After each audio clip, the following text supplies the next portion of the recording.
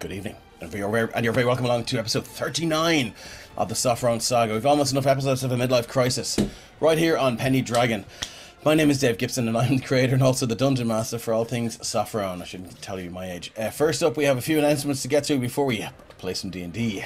You can usually find the most recent episodes of the Sopherone Saga right here on Twitch, while the earlier VODs for this stream and indeed the other streams are on the Penny Dragon YouTube channel. They're all sorted nice and neatly into playlists with a place for everything and everything in its place. Please give that channel a like and a sub, and if you've already done that, you have our eternal gratitude. When he's not streaming with Penny Dragon, you'll find our very own Ryan over on twitch.tv/derangedrhino. For all kinds of mischief as he plays various games from first-person shooters to platformers. Everyone is welcome, and if you haven't already, please give this wonderful human a follow, and if you can afford it, a sub over on Twitch. We love you. Our merch store is back up and running. Click the link in chat or the panel in our bio to get your hands on some epic Penny Dragon merch. Discounts are available for subscribers based on your subscription tier. And I'd also like to thank everyone who came out to visit us at UK Games Expo, especially the person that gave me the lurgy or the con crud or whatever it was. I will find you. We had a blast meeting you all, and I can't wait to hit some more cons and run some more games for you all. I will bring hand sanitizer next time though. Now, let's fire up the crystal ball, shall we, and see what the future might hold for the upcoming Penny Dragon streams. So we have a few one-shots in the can, and they're also ready to go as well, so we have some more coming up. VODs for all the recent one-shots are on this very Twitch channel, whether that's me leading players from the Irish and LA TTRPG scenes, down a Elevator or Keith guiding players through one of Penny Dragon's own $1 one-shots. There's sure to be something that takes your fancy. If you don't want to see some of the older games, if you do want to see, why would you not want to see them? If you do want to see some of the older games, this is a visit to Jurassic Park. These can be found on the Penny Dragon Games YouTube channel. Now, sadly, due to real life, the fall of Plaguestone is going on hiatus for a short time. In place of this Pathfinder 2e campaign, we can expect a mini-campaign. I do believe with DM Carrick, who might be looking into a little bit of Cursed Strat action there, so we'll keep you watch this space. And as always, if you're interested in becoming an on-stream player, the best place to start is to keep an eye on the LFG channel. What that means, looking for game. Not low-flying gentlemen, in the Penny Dragon Discord, where there are 1 or 2 games looking for players right now. I saw the first one. The first thing I thought of, I have no idea. Revenants. So come join us on Friday, June 15th for part 3, the finale of Ryan's Saga, The Reverence. The party, that's my mic. The party, having faced off against an Elder Brain and some Illithid, have escaped, but having lost some friends, they return to town to face the man that sent them on this dreadful quest, Lord Gonzari. But before they could, Tansett had to face himself. Now, I'm very excited about this one. The Consequential Quintrivium on Friday, July 14th. Join DM Ryan and a new cast of heroes as we return to regular programming every other Friday opposite the Sopherone Saga. The Consequential Quintrivium. In a world where your destiny used to have its place, something has changed. Gods walk the lands, monsters of all types roam freely. Sounds like XP farming to me. I think Shane would like that. Do our adventurers dare to take their fates into their own hands, or will they rely on a world only an image of what it should have been? Find out soon as we join our group on the path to becoming the heroes or villains of their own story. Ryan, I'm looking forward to that. You looking forward to that? I am very scared because it's running a full campaign, but I will say, I reckon I have some of the best players I could ask for, and it's going to be phenomenal, hopefully. None of us are playing in it, so I totally agree. All-female party. It's going to be great. It's an all-female party, yeah. It's going to be good. I can't wait for that. Okay, the Violent Madness returns this Sunday, and the party have emerged victorious against their formidable adversary, Durden the Shadowblade. However, their triumph was accompanied by perplexity as they gleaned little insight into his motives regarding Alfric. References to a mysterious mother and a forthcoming promised land in Castonia left them with more questions than answers. Adding to the intrigue, Mina's well-being took a sudden turn, leading to a peculiar experience that could be linked to the recent encounter. Well, that was a headphones off scene for us, so okay. Undeterred, the party... Oh, wow, oh God. Wasn't Shadar. Undeterred, the party pressed on and arrived in the city of Petlan. Their daemon stumbled upon the unexpected news that his sister was in town. If she's anything like my sister, I'll be leaving town. Well, I have 2, so... meanwhile, Shadar's path crossed with familiar faces from the past. As the quest deepens, Alfric delves into ancient tomes in search of the origins and cure for the Violent Madness. Prepare for the captivating episode filled with twists, mystery, and the pursuit of truth as our heroes embark on their next chapter. The Cloaks of Minehelm return on June 18th, lost in the lair of the demonic rodents and in search of scheming cultists. The party have encountered some unlikely potential allies in the form of a dysfunctional automaton and an imprisoned revenant. And Journeys to the Radiant Citadel continues on Thursday, and having struck a deal with a Tabaxi bard, Derestellas are the Melodious. The party are being guided to a settlement of survivors on the undead-infested island of Garthas. The island has many untold horrors to throw them between here and there. And last but not least, Heiress to the Hand is on hiatus as our rockstar DM Craig is on tour with his band My Son the Hurricane across US and Canada. So check that out if you're at that side of the water. Go check them out. I've seen clips of them playing and they are the fucking crack. Now that's it for our stream. So let's thank the people that make this shit possible. So big thanks and of course much love to our Technomancer Christian, who's Lord and Master of the Tech Dungeon, keeping us on the air and looking sharp, and of course fireballing the trolls and goblins that sometimes find their way into chat to bother us. Appreciation also goes out to our wonderful Twitch mods, who are the fastest fingers in the West when the banhammer is required. We love you all. I'd like to thank Kate from It's a Map for her killer cartography. Kate is responsible for all the amazing maps you see in the Sopherone Saga. You can find her on all the socials as itsamap.ie and itsamap.ire, and her commissions are currently open. All of the music I use in the Sopherone Saga is courtesy of Tabletop Audio, and you can find all about them over on the website or up there in the jukebox. Now, you can influence the game yourselves directly from the comfort of your own wizard towers. Things like channel points, subs, donations, and bits can offer a wide range of life-saving benefits, such as healing advantage on a roll or a bless. And you can give them to the players and their characters, and if you're feeling particularly evil, you can give them to me too. And look at the battle map that's out there, all the harpies, I will need them. You can also find all the details of that if you want to know what buys what in the About section of our Twitch channel. Now with that out of the way, we're down 2 players tonight. Fona and Jean are battling or embracing real life, depending on who is who, and we will see them return very, very soon. But until then, the benefits of having a 7-player party means when two drop out, we can still play. So let's start with Ryan tonight. Who are you playing? Hi guys, I'm Ryan, aka Deranged Rhino, as you all know by now, and tonight I am playing Mzelu Grimm, one half of the Brothers Grimm.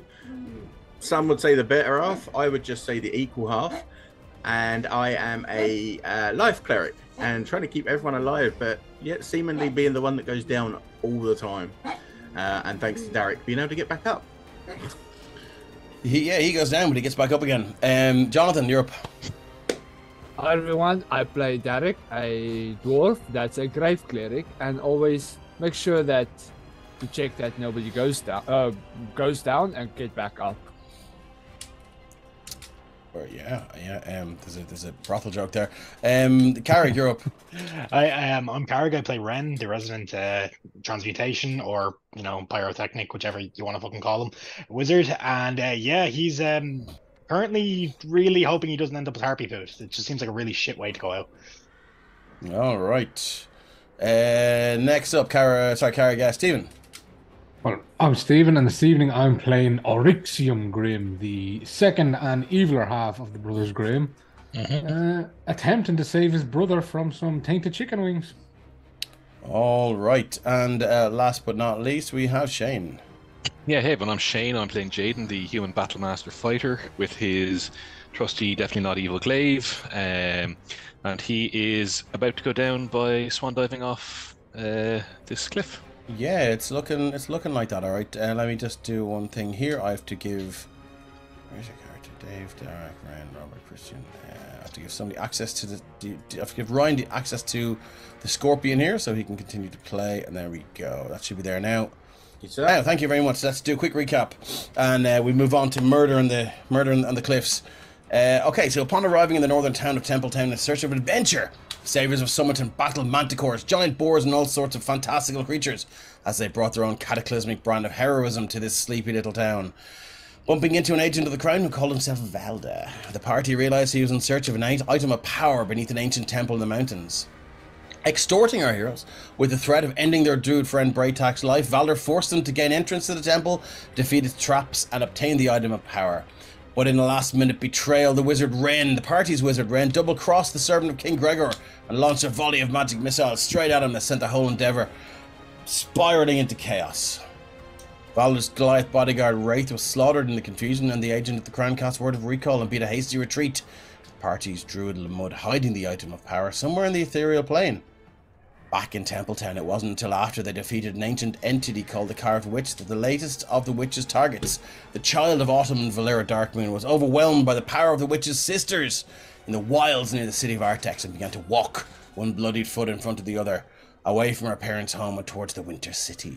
With newfound arcane abilities granted him by some envoy of a powerful being, the hunted fighter Jaden has learned that he will be presented a series of tasks from the mundane to the magical in order to retain this power, the first of which was conveyed to him by a young child, briefly turned conduit, as they took their ease after defeating the last of Valdor's minions, the tormented undead form of their old friend Braytak. But now, the journey to Artex continues, and the party have acquired baggage in the form of a young girl, Evelyn Saber, and her father, who they rescued from a horde of, well, depends on whose slant you're taking it. He may have rescued them from a horde of powerful ogres, if you were to listen to him. So, has being the same size as a cocktail sausage given Jaden some perspective on life? How many diamonds worth of Revivified does Derek have in his arsenal? And how much further is it really to Artex? Only one way to find out. Let's play some D&D. Okay, last we left off, we were on our journey to Artex on these perilous mountain trail, which really, you know, given that it's a well-traveled way to a major city here, you think they put in some railings or something, but they haven't. So here we go. I'm going to turn the music back up a little bit, and we're going to blast out of it. Okay, next up in the round is Scales. Who's piloting Scales tonight? Me, I think. So, well, there you go. Do you have access to the character? I do, yeah. I was just looking for it in my companion. No worries. Yeah. Yeah, so... Link Scales is currently raging. Yeah, as far as I can remember from the end of the last session, they've used the rage and we've long rested since. So, yeah, Scales is going to, at this big chicken, because, you know, I assume Scales does not like this big chicken at this stage. It's going to take 2 reckless attacks there at it. So, actually, 2 normal attacks, fuck it. And let's try, see if he can fuck this thing up. It's a nat 20, so hopefully he can. I don't know what's happened to my my video there, so let me just, oh, there it goes. So, okay, there we go. The nat 20 for what? 20 points of damage, and then 36 on the D100. Okay, 36 in the D100. Let me click in here and have a look at the D100. First off, 30 to 39. You are able to maneuver towards your opponent while attacking and attempt to harass them. After your attack, you can choose to attempt to grapple your opponent if you have a free hand, or attempt to shove your opponent if both hands are in use. But let's get some damage going first. This is against the Plague Harpy, is that right? Yeah. So that is 12, 6, 18 plus 2, 20 points of damage. What are you wielding? The longsword, is it? Longsword, yeah. Okay, cool. So there we go. Minus 20. Yeah, that just slices in straight underneath the beak and just twists and pulls out, and just this goblet of blood, just black blood, just begins to ooze and pulsate out of the wound. Yeah, I noticed there while scrolling up in chat, Fauna did actually leave a note last second that all attacks will be made recklessly, so I'm going to honor that and then make this next one at reckless as well. That is, thankfully I did. That's a 24 to hit. 24 is hit for another 15 points of damage. Okay. Yeah. Yeah, and Grant. And before that blade comes out, she just does a kind of a sawing motion. And the wound in the throat gets bigger. And with it come these 2 kind of pink lumps splopping out onto the ground. This black blood begins to just pulsate and pump out from the wound. It begins to make this kind of screeching noise. Hello, Coco Spike. You're very welcome along. Anything else? How's this? Solid attacks. Is probably going to be Scales' turn. How is this thing looking now, though? How is this thing looking? Let me just double check there. Let's where's open his character sheet. You are looking not bad. Maybe not bloodied yet. Wounded, not bloodied yet, but wounded. Okay, anything else for you? I'm just having a look to see, because if Scales has anything else as a bonus action. I don't think they do. Nope, that's it. So that's Scales' turn. Okay, it's going to make its multi-attack. It's going to do 1 bite and 2 talons. All that advantage because I went reckless. Yeah, what's my sorrow? What the hell is Sorrowful Claw? I like the sound of that. I saw that. Oh, Sorrowful Caw. So I'm open for Anathema. Okay, here we go. First one is a bite. At advantage, that's a 21. I'll take the 21. Yep. Okay, that is 49 piercing, which is down to 4 and 5 poison.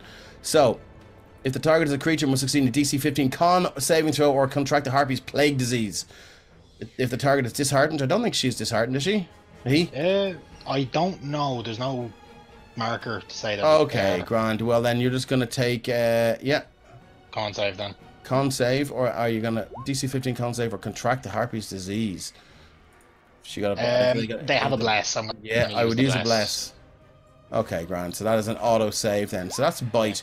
And as it reaches down, this massive beak just clamps down on the collarbone there, and just it pulls, and you can the hardened beak slips around the collarbone, but this flesh is ruined there at the moment. It almost just picked scales up by that collarbone and flew away with him. I'm gonna take 2 attacks with the talons, all at advantage. That's an 18 and a 23. Yeah, both it. For 18 slashing and 15 slashing, so 9 and 7 is 16 points of damage. That's the reduced damage. Yeah. That's all the Plague Harpy can do. Jaden, what are you up to? Now let me just look at the Sorrowful Dirge here. Oh, sorry, the luring song. I'll just throw it back into chat. Would be convenient, because I'm gonna make my way towards the most beautiful creature I've ever seen. In the world. And she is. Her song is beautiful, and she reminds you. In fact, she takes the form of a certain person that was one of the that you know who I'm talking about. Okay, so. Here's the car. She'd be a big body. Before moving into damaging terrain such as lava or a pit, and whether it takes damage, the target can repeat the saving throw. A creature can also repeat the saving throw at the end of its turn. So that is a DC 11 Wisdom saving throw. So you're about to walk into danger there. Danger. Wisdom saving throw. DC 11. No. That is a 3. So you begin to walk off. So as soon as you walk off, I'm gonna move your I'm gonna move your token. So you will probably go 5, 10, 15. You're gonna drop 20.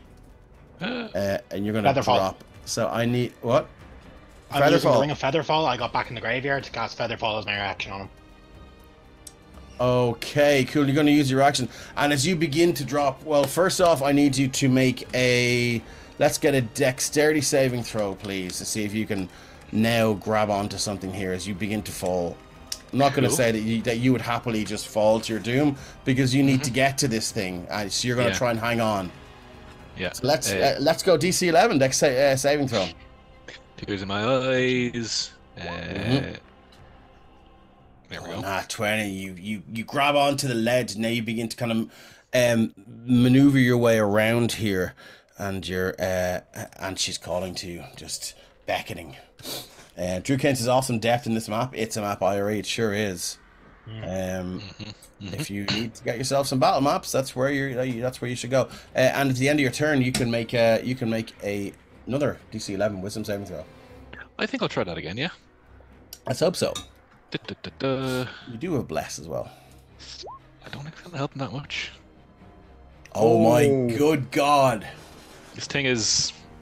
It's everything. It hits you where you live. But if you successfully save, you're immune to that particular harpy's song. But until then, anyway, we're going to move on to this harpy here. Oh, she's going to.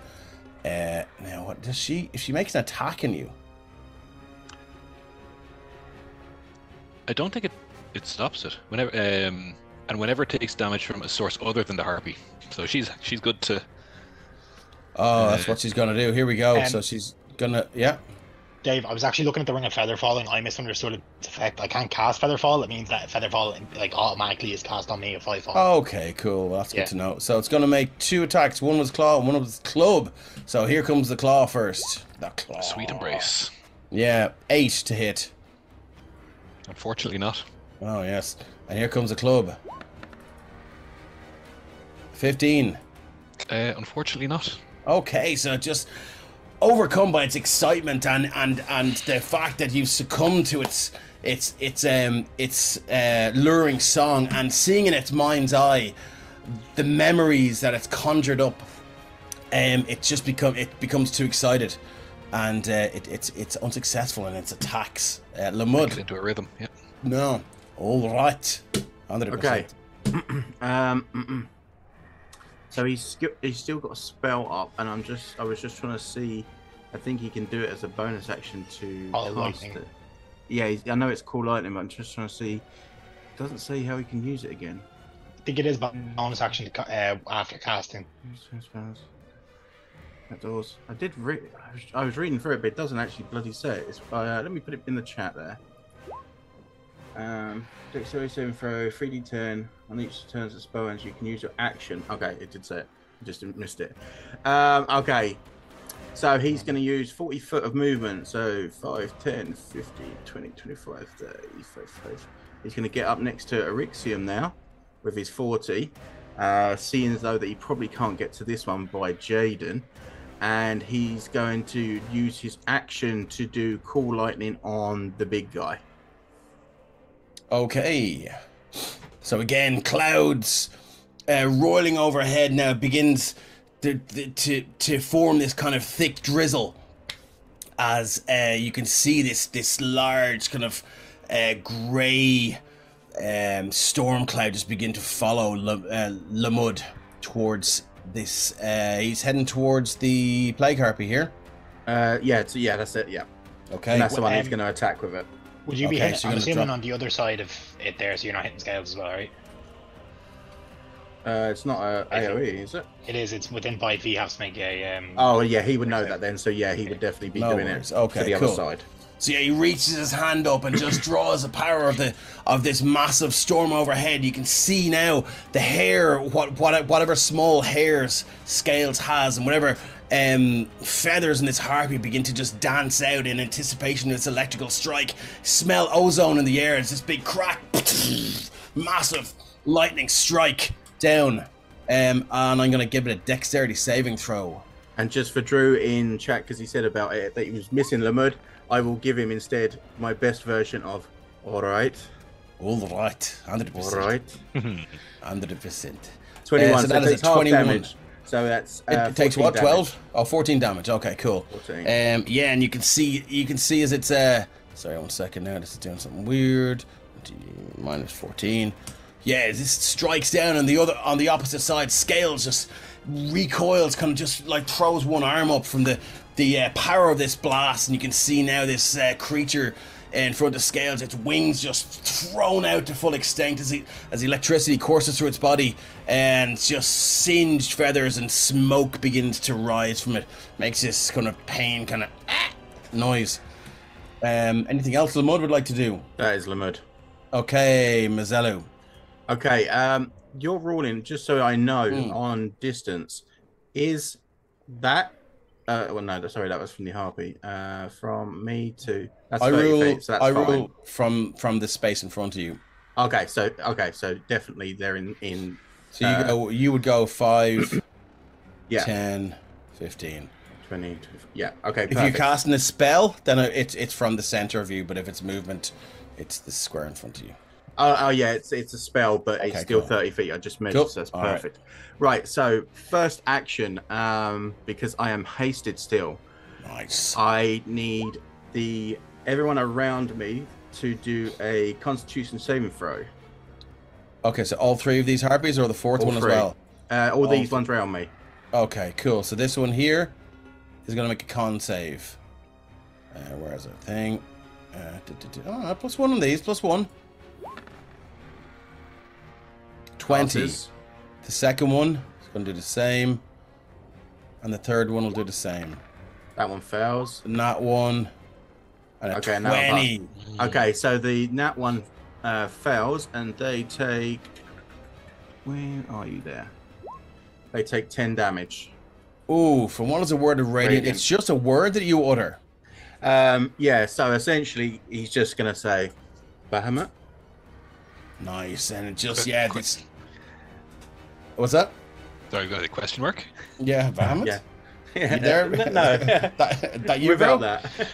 that. Yeah, and just the power of this word just overwhelms this creature, and she looks around, she's just filled with terror until this almost a shockwave from the sound of your voice hits her, and poof, She takes some radiant damage from that. That was the northmost one, was it? Yes. Oh yeah, for our resident note taker. The accountant in full effect there. Counting the hit points. I love it. Yeah, that was that one there. Anything else you'd like to do? Yeah, so for my second action, I'm going to do my channeled divinity, preserve life, and it's going to take scales back up to half their hit points, and it's also going to give me some healing as well.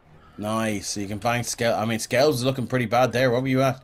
Yeah, 13 out of 62. So that was a good shout. Yeah, so they go back up to half. Okay, cool. Yeah, and as this battle continues, you can hear the wind whistling through this mountain pass, and this drizzle begins to get colder and colder until it just begins to form into this full downpour now. It's heavy, ice cold rain. Some of these droplets just almost becoming sleet as they just power down from the heavens above. Anything else, Mazzello? That's it for me. Moving on to this one here. It's going to make an attack on you. Is it? Yes, it is. It's going to make an attack on you. Screeches at you and flaps its wings and goes for an attack with a claw. 12 to hit. And 1 with the club. That's it, not 20. Ah, it's a 5. Misses. That's all it can do. Is it's pure chaos. Just scratching and whacking with the club. Next up is this harpy here, which is going to do the same. I'm going to say one of them has you flanked, so we may as well say it's this one. Okay. It's hard to tell. You're not fighting them though, are you? I'm facing towards scales. I was running that way. Okay, well, let's just give them normal attacks, because I mean, they're doing pretty well anyway. Here comes a bite. I mean, there is 3 of them, so it makes sense. Look, I'll take the 22. Let's say it's that one. I don't have shield, unfortunately. So yeah, that hits. Wait. Are you even with that? fate? Even with that, yeah. Okay, so that's 7 piercing and 8 poison.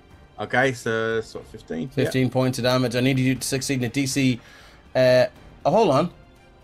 That's a plague harpy. That's a plague harpy. Wrong one. So I'll go with a claws. 22. That still hits. For 7 slashing. Okay, hang on. Back to what I was. Okay, yeah. Okay, Drew yeah, I'm barred from the club and claw. Second attack with the club as she swings this massive, and all the club is just this huge, massive leg bone. It's hard to tell where it came from, but it's been sharpened to a point as well, so that's a miss. Yeah. Okay, moving on to this one here behind scales, and it's going to do the same. It's going to make an attack with the claw and the club. 14 and 21. I think the 14 misses, but the 21 hits. 14 misses and the 21 hits. Okay, that is 5 bludgeoning damage down to 2. That's all that harpy can do. This one is up here next, and it's going to have a go. Do you know what? It's going to use its luring song on Mazzello. Bob, I need you to make a DC 11. Oh, hold on. Every humanoid and giant within 300 feet, so I need everyone to make me a DC 11 wisdom saving throw, or you're going to be charmed. 17. Werixium. You've blessed if you want to use it. And makes it.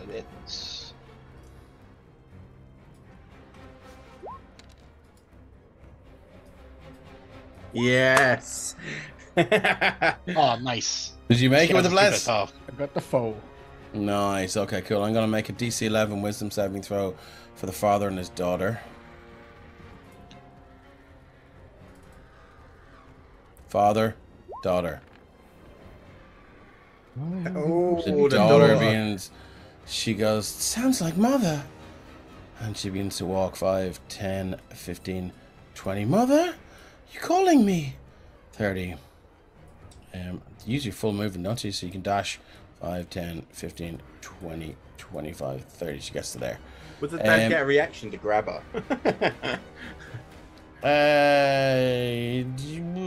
There's no reaction to grab her. He can try and use his action to. I'll add him to the turn order, and I'll add her to the turn order. Dave, just out of question, which one of them cast this, did the thing? Was the one off the edge? One to the north. The one to the north of.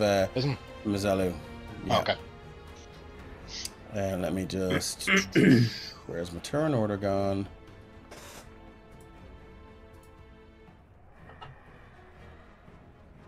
So it's kind of weird. I can't find my turn order.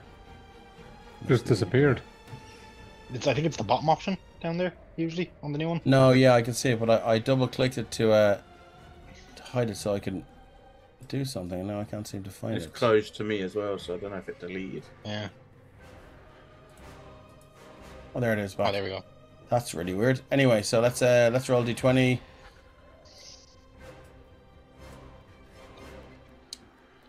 I'll just add something here. Add custom label. Evelyn.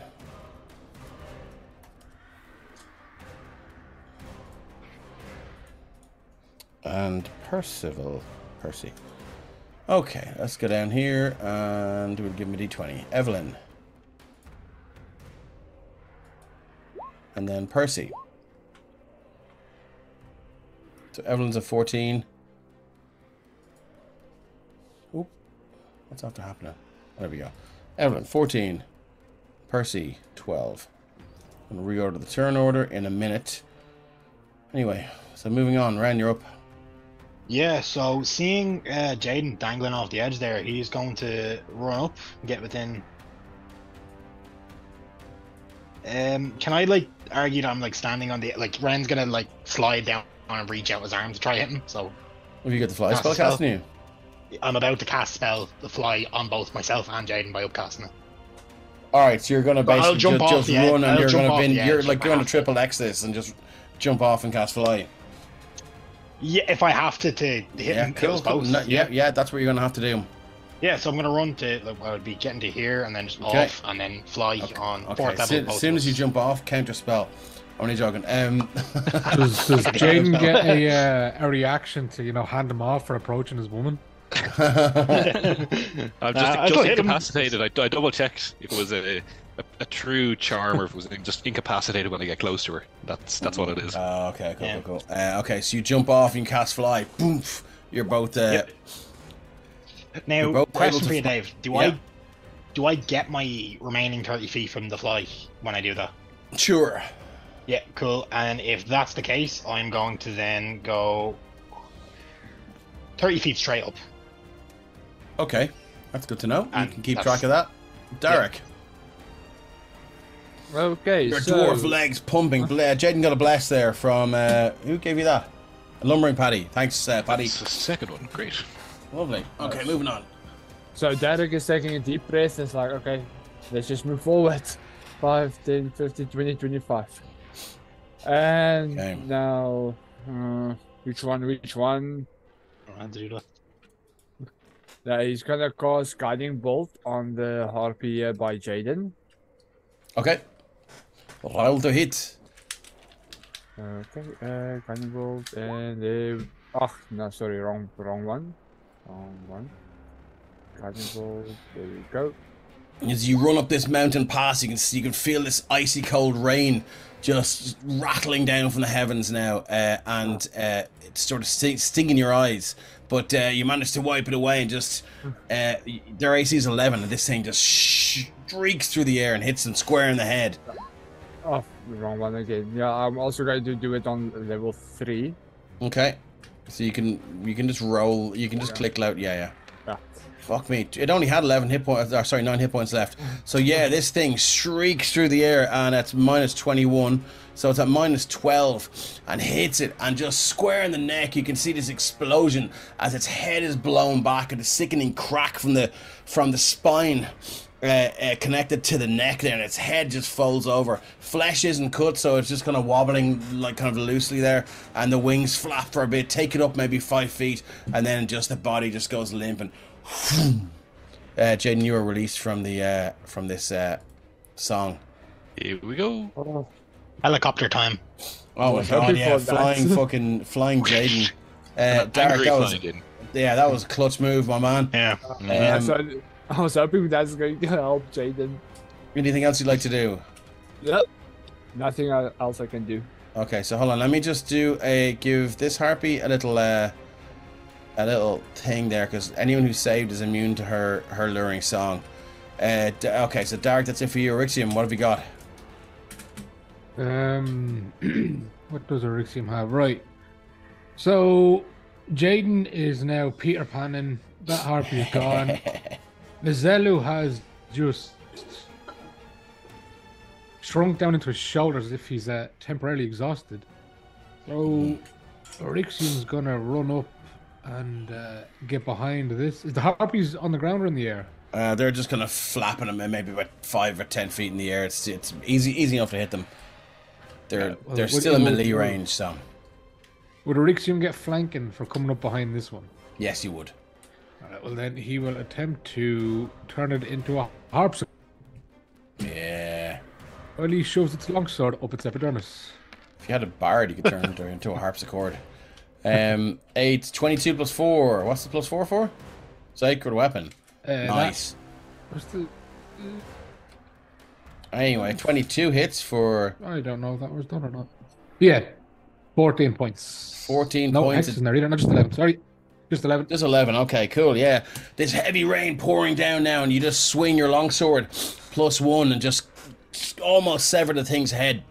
The flesh tears out, and the rain just turns this thick red and black blood to this kind of like diluted color now as it runs down the side of her body and creates this pool of slick rain and blood beneath your feet. She screeches and turns to you, wings flapping.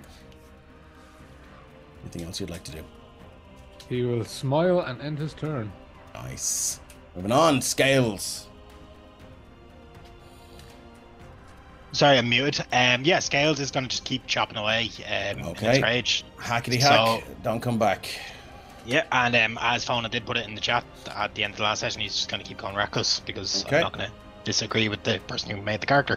So that is that attack. 24 to hit for 7 points of damage. Okay. And then with the backswing. Oh, what are the odds of that? Holy fuck. So -7. Okay, yeah, and Scales just swings his longsword. But the harpy just reaches out and grabs Scales' arm. Forearm rakes its claws along and just drags the claws along. And let's see what happens. Roll D100. Hopefully you lose the weapon.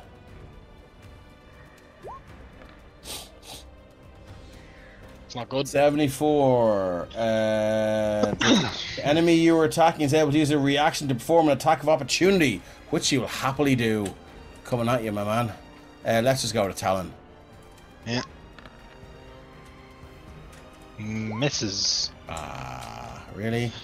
With advantage, because you were reckless. Oh, yeah, it would be. Isn't that right? So you get to use... Yeah, it's... Yeah, 7 slashes. So yes, you, as Scales just... puts that swipe in. The creature just grabs the forearm and rakes its talons along. It would be. Would it be 4 or 3 slashing Scales would take? Oh, sorry, down to 3. Yeah, just rakes its claws along the hand. Its beak just comes just so close, and you can Scales can smell the fetid breath and the rotting humanoid flesh it's been feasting on over the last few days. And she leans in and she says, "You're mine." And that's all. And now, coincidentally, that was second attack. Anything else Scales can do or would like to do? Checking if Scales has any potions. Someone take a picture of that and drop it in the chat for Fauna, those double ones. Hey, you can bonus action take a potion if you wish. I'm checking if they or donut. Have one. Yeah, what's the rolls in the donut? The donut, it should be in the character sheet. I think it's 1d6, I mean, or 2d6. I'm not sure. Let me just see. Maybe it's in the bio. Oh, it might be. I didn't want to go clicking in the bio, just for. I don't want to see backstories. I don't see it there. Maybe it's in Fauna's things. I don't have it. Let's say it's. Let's just say it's 1d6, or no, it's 2d6. I think so. You can roll 2d6 if you wish. 2d6 plus, or just 2d6. No, just 2d6. No, I'll take it. So Scales whips out a donut, bonus action, just munches it, and yeah, you feel this this is magical kind of warm energy, and you smell the baking house of Kronk the baker again. You can almost hear the angry, annoyed kind of shouts and arguments that his small gnomish companion usually has with him. That's it for Scales. That will be, well, as the harpy goes, your mind, Scales pulls out the drum and goes, and this is mine, and shoves it in his face. Okay, nice. Plague Harpy is up. And the Plague Harpy is going to... Well, I took the donut.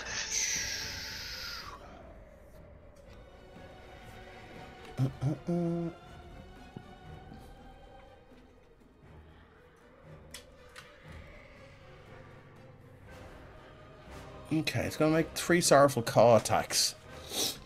So first one, Sorrowful Caw is range 90 feet. One target, it's 3d6 plus 3 psychic damage. Here we go. Sorrowful Caw first at Arixium. And the range is 90 feet. Bop, here you go. She just looks at you and emits this mournful howl. 21 to hit. I'm gonna shield. Shield, okay. Yeah. You throw it up and this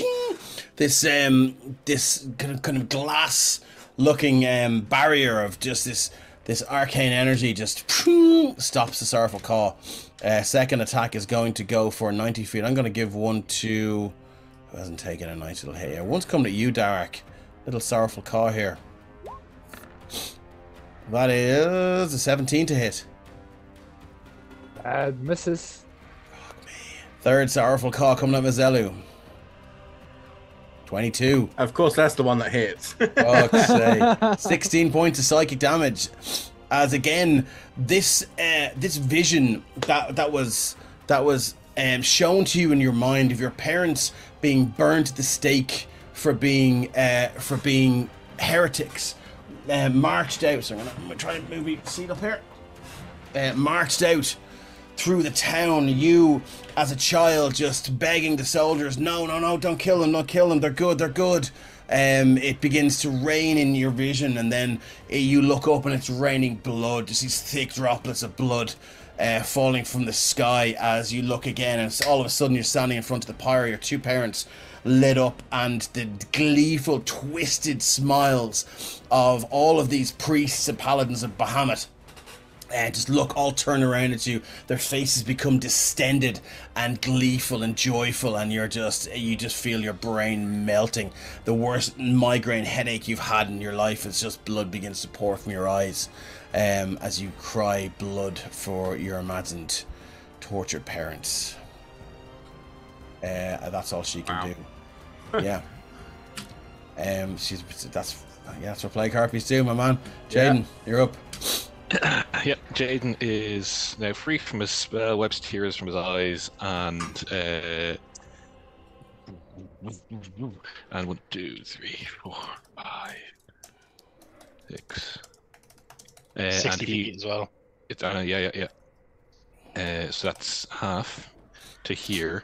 He's gonna attack Great Weapons Master with advantage because where he is. Show me. Sorry, I was just sending a DM there, checking in on my players. Yeah, cool. Yeah, you are. Yes, you are. You can go for advantage there. They're all attacking Mazzelli. Yep. It's Great Weapons Master. So 19 minus 5, 14. 14 is a hit. Here we go. This is fucking 21 points of slashing damage. Harpy, more like Sharpie. Am I right? How much? 14 points of damage? 21. 21 points of damage. Holy fuck. Okay, grand. Yeah. Do you have another attack that you want to use? Always. Okay, let's go. Yeah. I'm not going to narrate each attack, given that you have a million. Yeah. So this is. Oh look. 16. Oh, I have advantage. So yeah, that hits as well for 19 points of slashing damage. 19 points of slashing damage as your glaive just sweeps through, cuts one wing off, and you sweep it back and just jam it into this thing's stomach and out his spine, and you just twist it and flick it off your blade. It lands with a wet slap on the ground in front of Mazelu. If Jaden's looking this way, from a very weak Mazelu, he would just see this face of like, thank you. Mm-hmm. Yeah. Then he is gonna go 1, 2. Yeah. Oh, Bonus, here we go. bonus action attack. The one in between, and because he landed or he killed this one, it can be a full attack with that bonus action. Great weapon master. Rep always, yeah. Great weapon master. I love the ponderous D6 that rolls like a second after it. I know. Hang on 1 sec. That's 13 minus 5 is 8. So I'm going to use my precision attack. Oh, nice. To kick that up, hopefully. So where's the dice there? 8. What did I get from that? 3. Oh, yeah. That matches the AC of 11. It's 11, so yeah. that is 23 points of slashing damage. Fuck me. Okay. Wow. Yeah, and you just drive it right through the back of this thing's this neck, and you twist and pull it out. And where did it come? Like just these like 1 or 2 vertebrae just pop out of the ground, almost like, you know, coins falling out of a slot machine. And it's still going, but although you're at a loss as to why. But it screeches in pain, and just this goblet of blood shoots out of its mouth and lands on Mazzello. Black and red blood just running down your face, Mazzello. Anything else you'd like to do? I believe at this point, yes. I would like to action search. Oh, wow. Okay. Yeah. So, same attack against this one, Great Weapons Master. It's not great, but it's... What's that, 13? 13. No, it's the 16 because it's advantage. They're facing me. Yeah. Yep. So that's 17 minus 5 is 11. 12. So 12. that'll be yeah.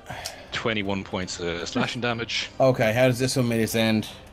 I mean, like Jaden's hovering above them, so this is all like hacked downward. Like, and there's no finesse with this at the moment. Like you do in the garden. Yeah, it just two-handed, just a strimmer. Wow. And Just come in like Ash from the Evil Dead, fucking chainsaw hand, like pretty much. And hopefully that'll destroy that one. Yeah, that one is now stone dead, brown bread, glaive in the head dead.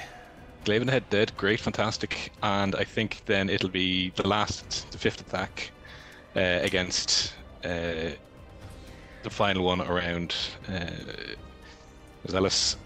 And let's see what we get there. Not an advantage, but with Great Weapons Masters, that's 21. Yeah, that's 17 points of magical slashing damage against this fine lady. And that will do it as well. So how does this one meet around? Again, just pure uncivilized. So, yeah, it's just a chainsword, just nice. straight through. And then last bit of movement, 1, 2, there. Okay. 1 second. Do you know you said chainsword? I just want somebody to make Jaden a chainsaw glaive at some stage. All right. I mean, zoom out my map here as this flying murder machine has just laid waste to all of these harpies, and we are moving on to this harpy here who is dead. Let's take her out of the initiative order, and we're back to Lamud. Okay, so first thing, deck save from the Plague Harpy again. Okay, Plague Harpy deck save. Here comes at you. +2 in this. That's a 14. Damn it, just. Okay, so still 14 points of lightning damage, though, as it goes. Oh, nice. Okay, yeah, again, this massive bolt of lightning just shoots down from the sky and electrocutes the Plague Harpy again. And you just see, again, the wings just jutting out, like, just as far as they can go, as the muscles just tense as this electrical energy passes through it. Again, just a smell of it's almost like Christmas dinner. A smell of cooked turkey, just emanating and wafting over this mountain pass. What would you like to do now? And then movement to there, and that's all he can do, I think. Cheers for joining us, Raimundo. Nice to see you, my boy. How's it? Moving on, Mazzello. What have you got? You are in a bad way, my boy. Oh, yeah. I was literally about to die.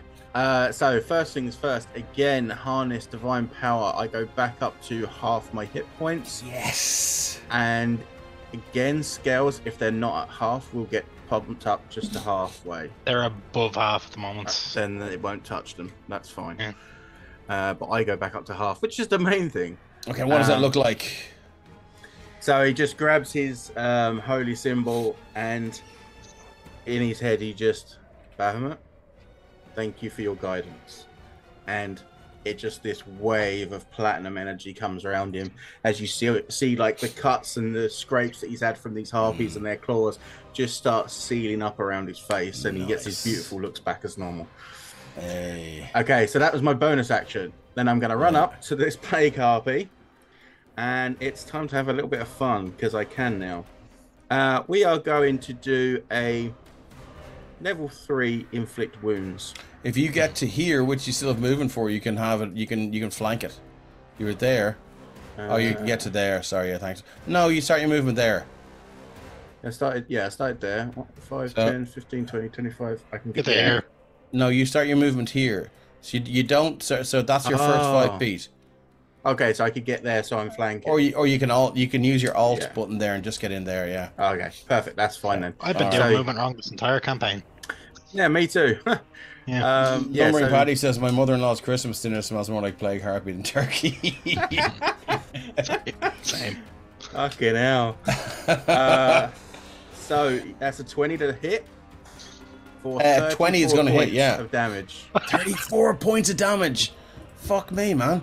Okay. That's the bad touch. Like, I don't roll that well normally. Like, this is a godsend for me. Well, absolutely. That's exactly what it is, given that you just cast a spell with divine magic. Wow. Okay, so what does that look like? Is this necrotic damage just...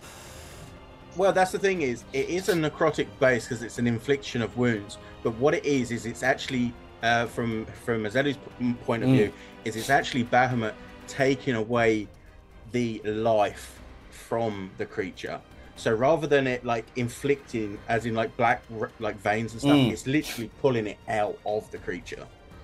Yeah, and you see the creature's eyes go wide as it seems to get some sort of vision that you don't see and Scales doesn't see, and its eyes go wide and it shrieks in fear as this life force is drawn from it, and you see this almost silver translucent thread just get pulled from the center of its chest, and with that you have a very calm and beautiful and satisfying feeling that this energy is going to be put to good use in another battle for another follower of Bahamut. Good. And yeah, it gets that little bit smaller. The puff in its chest is just that little bit less, and its shoulders kind of slump, and it's not looking good now at all. Cool.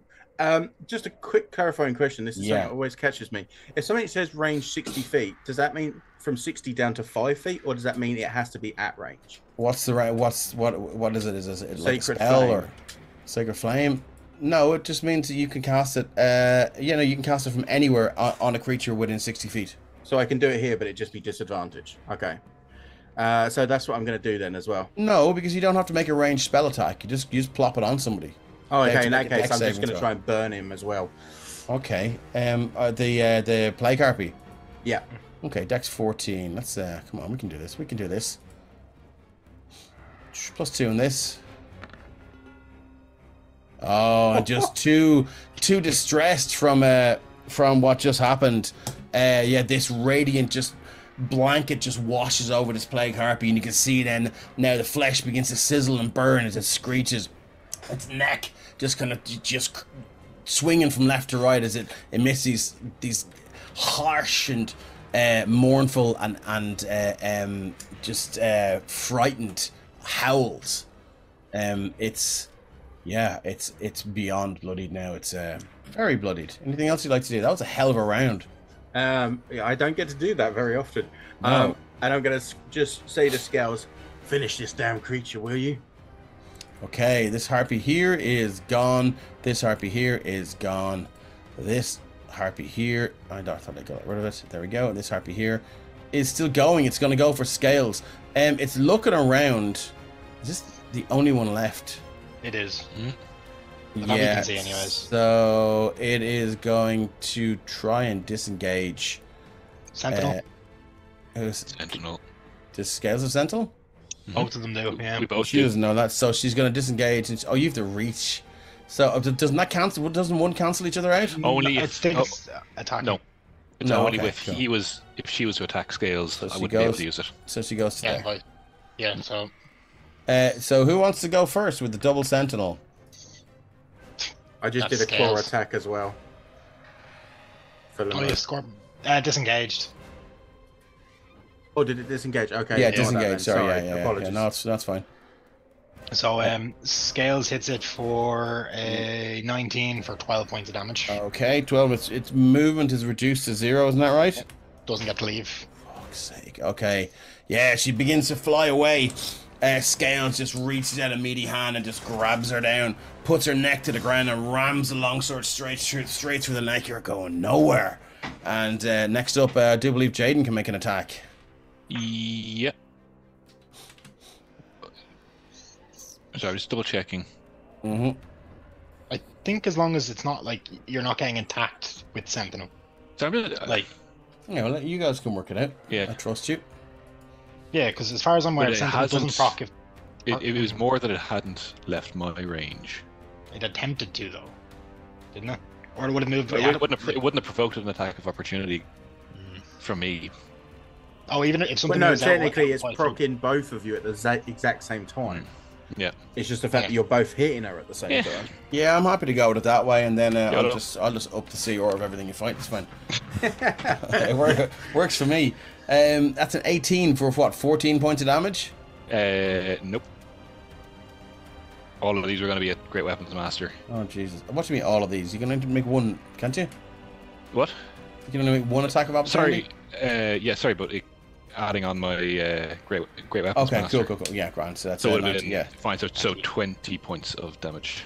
20 points of damage. Yeah, 20 slash okay. damage, yeah. Yeah, Teamwork. the Scales holding this creature down. He just bring the glaive down. This vicious swipe again. The glaive of the Wailing Widow. This mournful, keening howl ringing out throughout this mountain pass, and the rain just lashing down now. The whole mountain pass is slick with a mixture of blood and rain, as this creature is just thrashing around now in fear of her life. She's at 6 hit points, and she knows it's coming. And you can see the Plague Harpy looking at her and looking away and looking at her and looking away. In the meantime, if that's it for her round, Evelyn is going to have a little meltdown because she nearly ran to the creature that she can now see. So she runs back to her dad, and he's currently scolding her for running. Why did you run away, my daughter? Don't listen to their terrible cries. And obviously, that's the worst advice anyone can give anyone, because she just failed with saving throw. She didn't knowingly choose to do it. That one is gone. Ren, you're up. Yeah, Ren's gonna fly. He's 30 feet up at the moment, but he's going to fly 60 feet straight at the Plague Harpy. Okay. So still up above it, about 30 feet. He's here, but just for the sake of not having. him Yeah. on top No of it, worries. I move to here, and he is going to unleash a 3rd level chromatic orb at this thing. Okay. And now, firing down, you don't give advantage for that, do you? On ranged weapons. Nope. I know it's a variant. Yeah, no, I know it's a variant drill. So just Yep. double checking. So, yeah, give me 2 seconds here. Black orb, 3rd. Please hit. 18. Let me just. I think it's a hit. That's it, isn't it? I'm gonna go AC. 15 is its AC. Yeah. Yeah, as just a massive orb of fire just kind of forms between Ren's hands. Think like this is basically a Dragon Ball attack at this stage. He lifts it up and just fucks it down at it. Fucked. So it's 25 points of damage. 25 points of fire damage. 25 points of fire damage. Okay. What does that look like? It's when just you a kill it? huge orb of fire. Just comes like it starts off like a normal enough size chromatic orb, Yeah. and then Ren just like overcharges it, and it just grows to about like fucking bigger than he is, and he Nice, just okay. overhands it down at the creature. Nice. Yeah, and it sails down. The the ice cold rain just falling heavily now from this from the black clouds overhead in this whistling mountain pass, just hitting this fireball and sizzling against it, so much so that it creates this vapor trail of steam as it just shoots down, lands in this harpy, and just completely incinerates it. Just bits are blown everywhere, and again, it just smells like the worst Christmas dinner you've ever smelled. And with that, I'm going to say it's pretty easy to finish this one off if you guys want to come out of turn order. Yeah, I'll just cantrip spam it to death, I guess. Oh. Yeah, I think you can all do that, yeah. Yeah, and I mean, it was looking, at one point, it was looking not great for you guys. Yeah, so you now stand upon this mountain trail. Again, the rain just hammering down on you now. Anyone with hair is just absolutely just it's down into your face. Your eyes are stinging, and you're beginning to shiver with the cold.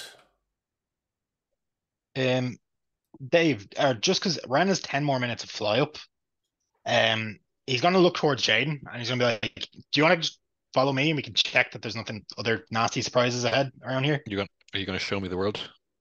Yes.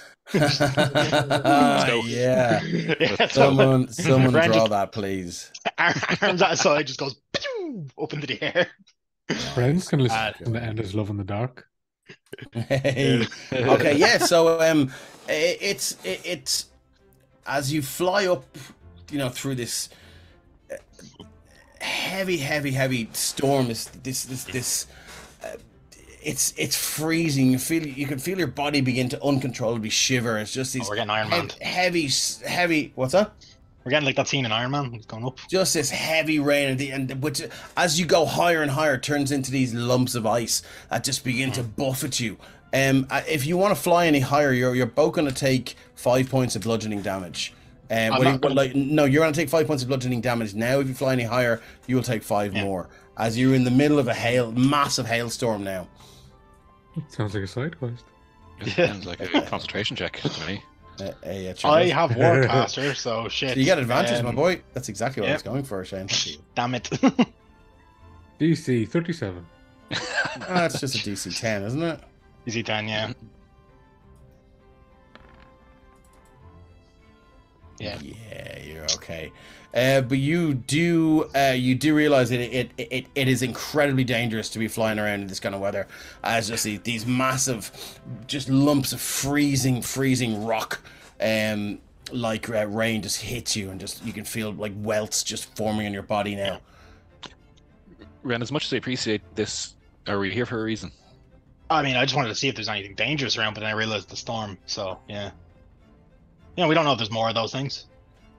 Also true. Yeah, and then can we see this like house down there at the bottom? Yeah, it's about 1,000 feet down. 1,000 feet down, okay. Yeah, and that's not worth trying to go to. With that, Ryan's gonna just kind of like do a quick like scan before he drops down. 400 or 500 feet down. Still though, catastrophic damage. He's gonna do a quick scan of the area just to see if there's anything like of interest before. The most interesting thing to you is the way off this thing here as I shift ping it. Yeah. Okay. Yeah. Then Randall's gonna go towards it. Okay. Down an angle. Yeah. Grant, as you guys get there, the rest of your party move on. That, what's that?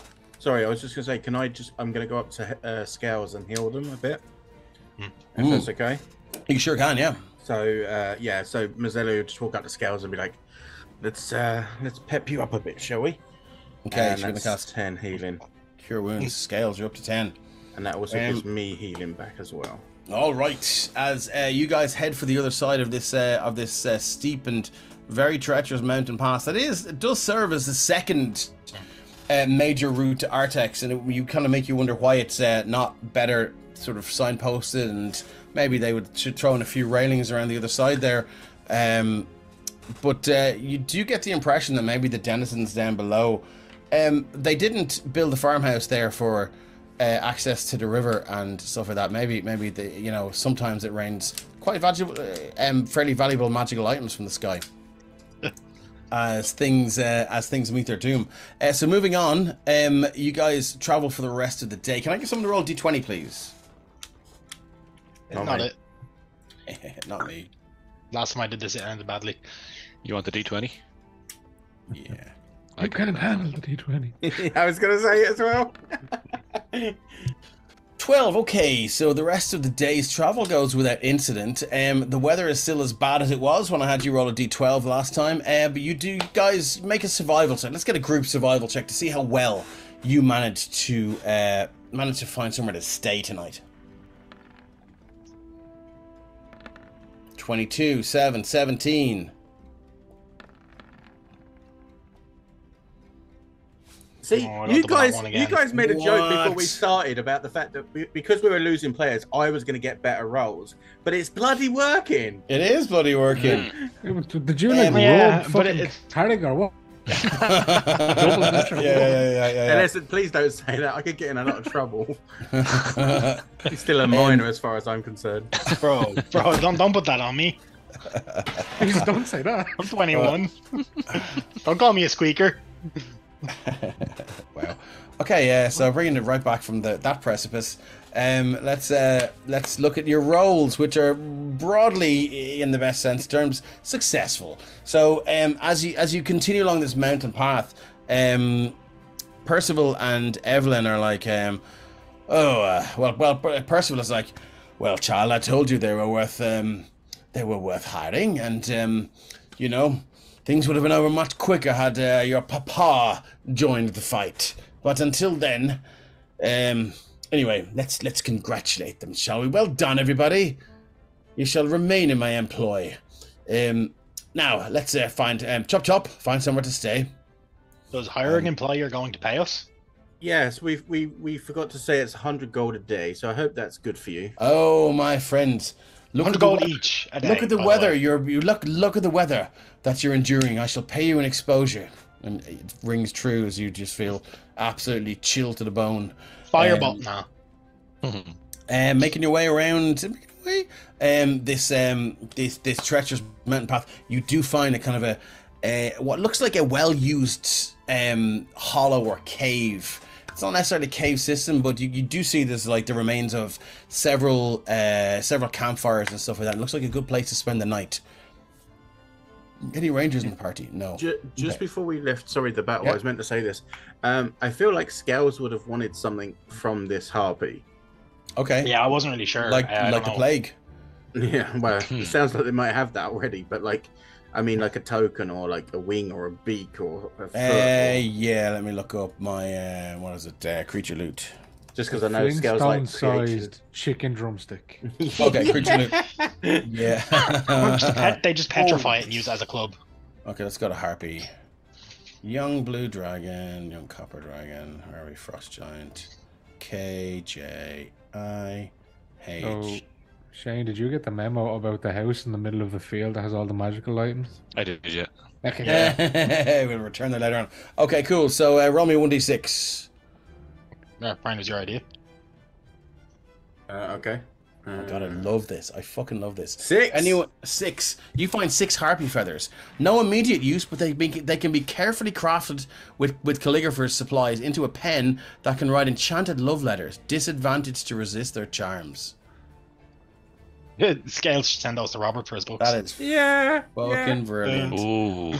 Anyone wants to have a look at that? It's a free PDF on the internet called Creature Loot PDF. And every creature that dies, you can harvest something from it that has like kind of effects like that. So it's pretty cool. Okay, John cool. used that a lot in his games. Yeah, he does. Yeah. So moving on, you guys kind of crawl into this cave. Who wants to light a fire? And you're soaked to the bone, shivering now. Again, your body's rattling uncontrollably unless you're resistant to cold. And you are excellent. Boots of Winterkind. Okay, lovely. So you feel grand, even though your cloak is and your coat are just like glued to your skin with the moisture. You don't feel the full effects of this. Ren's this coat freezing has been in cold. the bag of holding since the fucking. Okay, then your clothes sarcophagus are. thing. Your clothes are. So he looks like he should be freezing, but he's fine. Yeah. Anyone else? Okay, cool. So you guys want to light a fire here tonight, or what do you want to do? Yeah, Ren will light the fire and then he'll get working on his home. Yeah. Okay. So this. So you're just lighting a fire in a disused circle of stones, or are you like? Yeah, you'll find where there was already one that. Yeah. So but have you got fuel that will burn through the night, or? I mean, You can light a fire and it will go out pretty quick, but you're gonna need something to burn. I'll You can just cast fireball for the whole night over and over again. Yeah, I could, but that's just gonna be, tiring. I don't want more exhaustion points. Bag of holding, does that have anything you could be burnable? Somebody want to make a survival check to try and find some sort of kindling, unless you got flint and steel and tinder in your inventories. Survival. I don't have a tinderbox. 19. You're scavenging around. Yep. 19. Okay. Yeah, there's a few pieces of wood that haven't been burned. That will probably get you maybe an hour or two's heat. If nobody has flint and steel, sorry, that's that scorpion. I have a tinderbox for sure. A tinderbox that will use start a that fire. Anyone else wants to make a survival check? I need somebody to get above 20. It's gonna be a cold night. I'll probably get the Mud to do it if that's okay, because he would probably be doing that kind of thing. Oh, could he not druid craft a bunch of things we could burn? He certainly could. Yeah, he can druid craft a lot of wood. Well, that's a good answer. Cool. So yeah, he just begins to druid craft these vines and all sorts of things that just begin take shape. If anyone else wants to roll a survival check, you certainly can. See if you get above 20. Before casting the dome, I'll throw one up. 9. 19. Okay, no worries. Cool bullet. There was a ranger cache around here. The ranger might have been able to find, but you guys miss it. So yeah, you get the fire lining, and it just casts these eerie shadows throughout the cave. And which begins to heat up. You take off like 1 or 2 layers of these wet clothes and just try and hang them nearby or close to the fire. Maybe prestidigitation can, try and dry them out or something. And the dancing flames again cast these eerie kind of like moving shadows all over the walls and the ceilings of this shallow cave. And as you look out, you just see this heavy rain just falling and splashing against the mountain trail outside. And the juxtaposition of this, the warmth of this cave as it heats up as the fire stays in, it's rather pleasant, like looking out a window of your house with the fire lighting in a hot room on a rainy day, and you feel kind of good about surviving this battle, especially against that plague harpy, who was quite the creature. As they're all kind of sitting around the fire before the watches start and stuff, Ren's gonna pull out that the remainder of that bottle he got back in the Templetown, and he's gonna be like, well, it's Artex, and he's gonna pour a drink for everyone that wants one. Okay. Then that'll be it. All right, have you got 6 receptacles or 7 receptacles? I don't know. Or is everyone taking a swig? Yeah, pass the bottle around. Oh, okay. Anyone who wants to take a swig can take a swig. Rixium's a non-drinker, is he? Okay, no worries. Cool. And also, Mazzelli wouldn't be imbibing either. Okay, no worries. Cool. So yeah, anyone else who takes it, it goes down like fire, and that was the point, to heat you up. Yeah, and it does heat you up. In the traditional old man way of, it's freezing cold, I'll just take a dram of the hot stuff. And yeah, you feel that kind of warmth kind of just spread throughout your bones, and your eyes, behind your eyes, just get warm, and your mood lifts a little bit. For the rest of you, look, the cave is heating up, and it's kind of nice. Anyone want to do anything or set watches? Yeah, Rixium will take a watch. Okay. Yeah, I'll take one. Cool. Mm-hmm.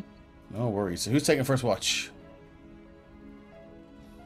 Is it pitch black? Rixium will probably take the darkest watch. Yeah, so there's not much in the way. There hasn't been much in the way of sun up and sun down on this journey. It's been too grey, it's been too wet, it's been too overcast. So like that kind of horrible November Tuesdays that just get dark at like 3:30 or 4 o'clock. This is what you're experiencing, and that rain just falling heavily. It gets dark very, very quickly. So roll me what am I gonna get you to roll? Roll me a d20 and then roll me a perception check, please. Don't roll a 1 on the first d20. I'll try to. Okay, 10 for the first d20. Yeah, that's all right. And then perception, is it? Yep.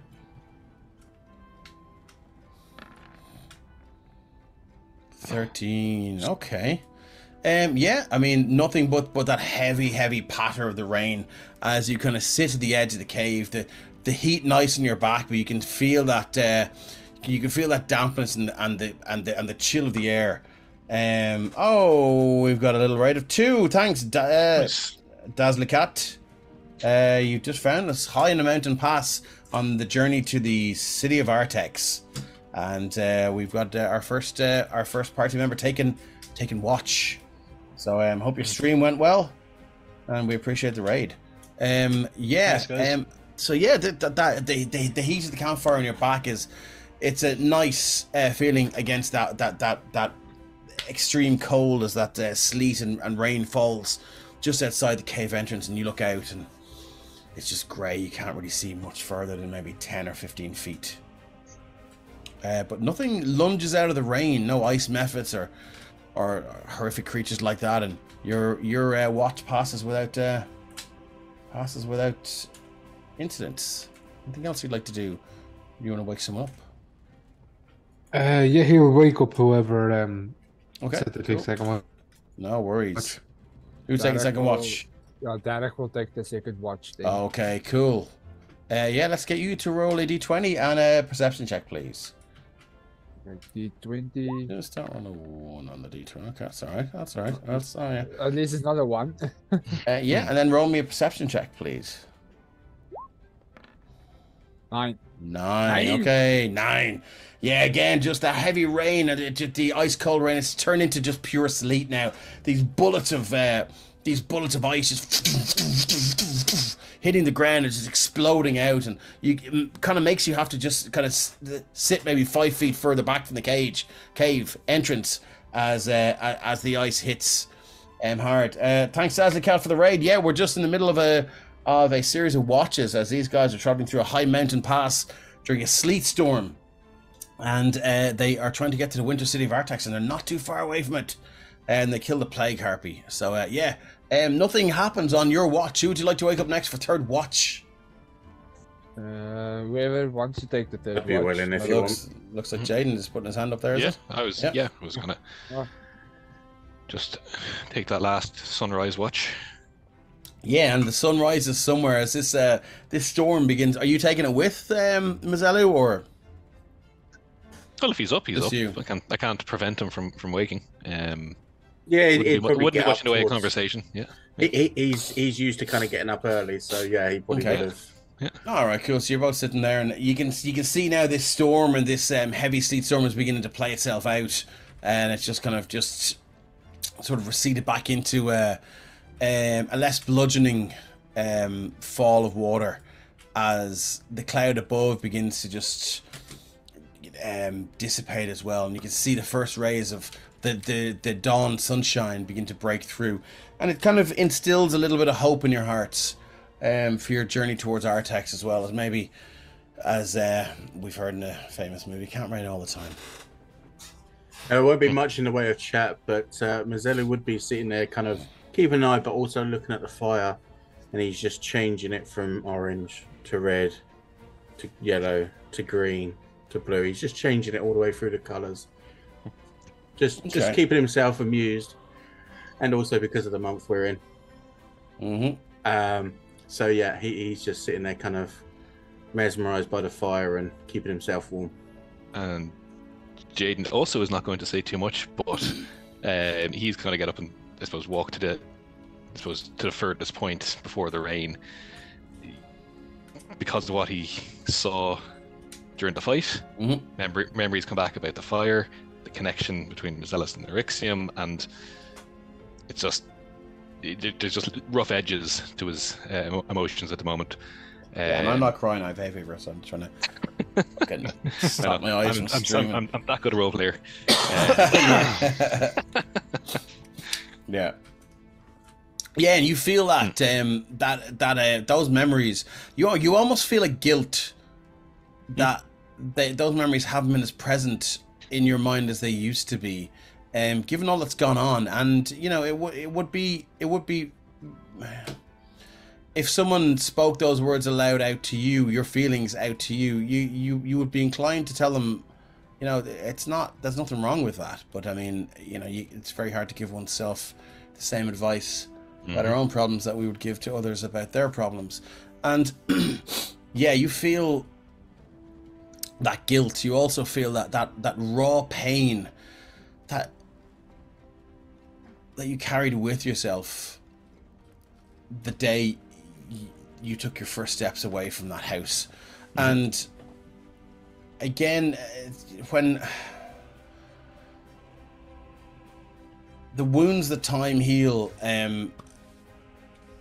they never really heal. They just kind of scab over, and it almost feels like you've scratched one of those scabs, and the blood begins to flow again. And yeah, you do, it does feel, you do kind of retreat into yourself for a little while, and it's nothing that you can really solve, but you know, the only thing that can really fix that is time, in your experience. Yep. Okay. But he does be away, and he does take that breath to go, yeah, I have this. I don't really, but I'm not going to say anything. Yeah. Okay. I think this would be a good place to take our break, and then we will return as you guys are going to almost complete your journey to Artex. Thanks everyone for sticking with us, and we will see you soon. See you guys.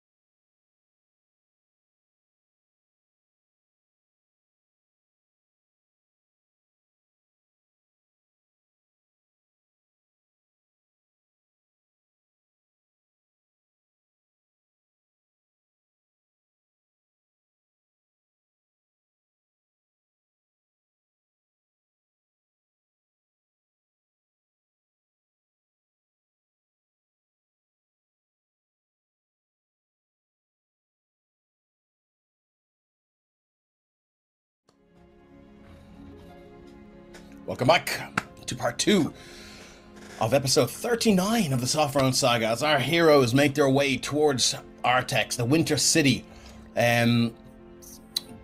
nestled in the crook of the Vertex Crux Mountains, which run all the way down the center of the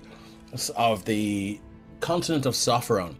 And having just destroyed a flocken, who knows, murder? of well, it was a murder of harpies and a plague harpy. They've moved on, stayed the night in a shallow cave, lit a fire as best they could, tried to dry their clothes, and they're moving on. So can I get a D12 from one person, please? I'll do it. All right. Roll 20 will do it, that is. Come on. It's a 1. I think the lower the better with weather, from what I remember. It is, yeah. And as you kind of emerge from this cave, the rain is just kind of slowed to this very, very light drizzle, almost like Mizelu's sacred flame sometimes just drifts down onto people's arms and sizzles the flesh off their bones. And luckily this doesn't happen to you, but it is, it's refreshing and nice to walk through as you make your way through this mountain pass, and then you begin. The trail just begins to wind down, and you feel yourself descend from these treacherous mountains. For maybe 4 or 5 hours, you hike down. Some protestations from Evelyn Saber, and her dad is giving her a little bit of tough love, and just telling her to shut up, and until she complains so much that he just puts her on his shoulders. And she's maybe about 14, 15. I think I said last time. I've checked it up, and he just plops her on the shoulders, and she's happy out there. And as you guys march along, you begin to descend into more forested territory, and you hear what looks like, or what sounds like, a loud rushing river. And let me just make sure these things are. And you hear a loud rushing river as just paste you in here. Sorry, I'm going to paste you in and move you to the very back of this map here, lest you get murdered. Here we go. And I'm going to drag Evelyn, and I'm going to drag Percy over. And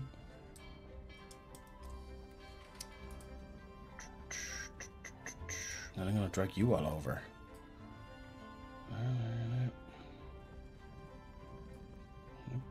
Don't do that. 1 second now. There we go.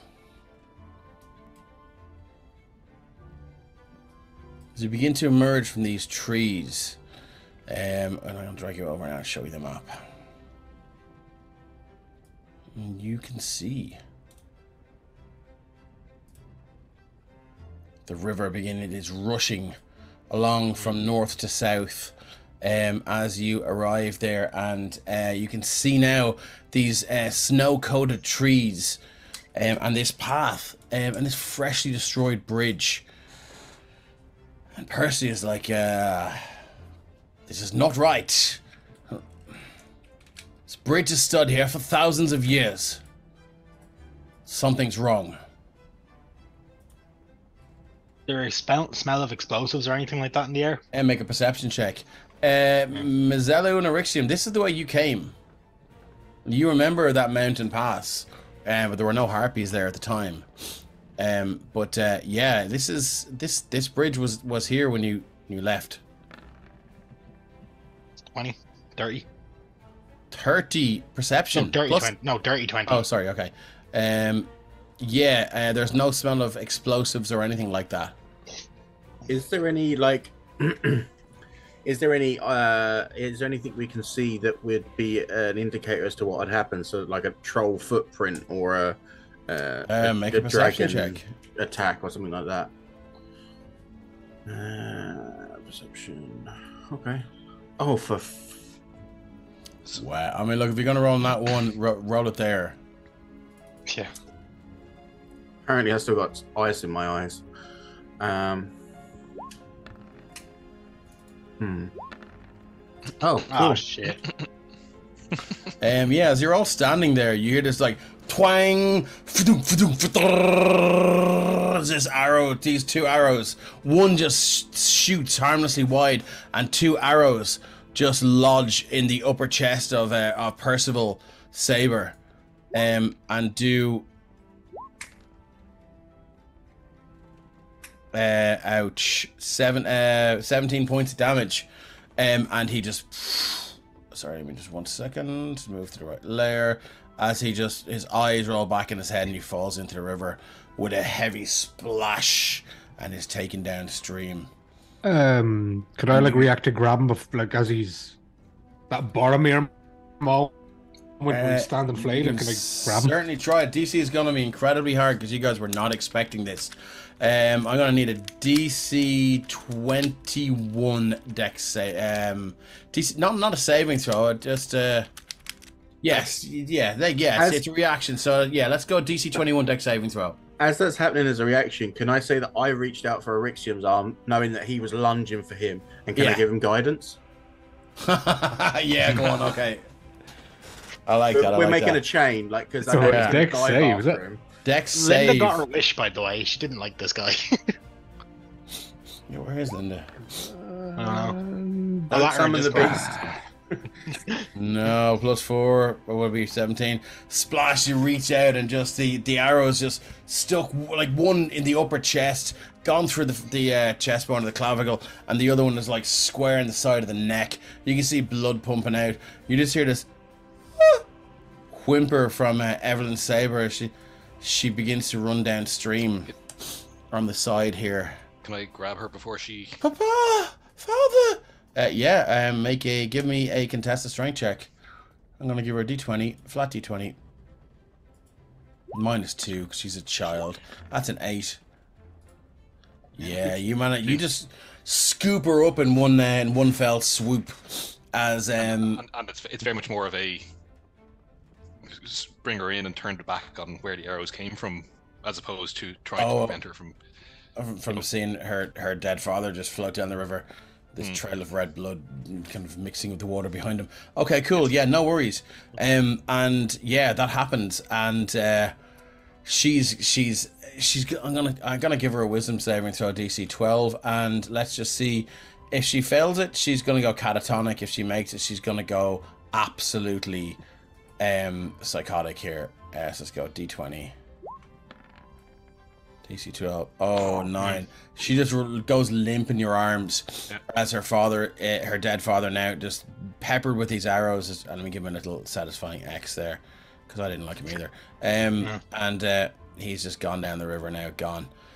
And then you can see, let me go to my GM layer, these deep black and blonde haired figures pop up from the parapets, and you can see they're all armed with these longbows and leather armor. One of them says, "Your presence is not welcome here. These lands that were once ancient part of Calaril, we reclaim once more. This land is elven soil. Once again, humankind, leave, or you will fertilize the soil you stand upon." Would you really strike down this elf?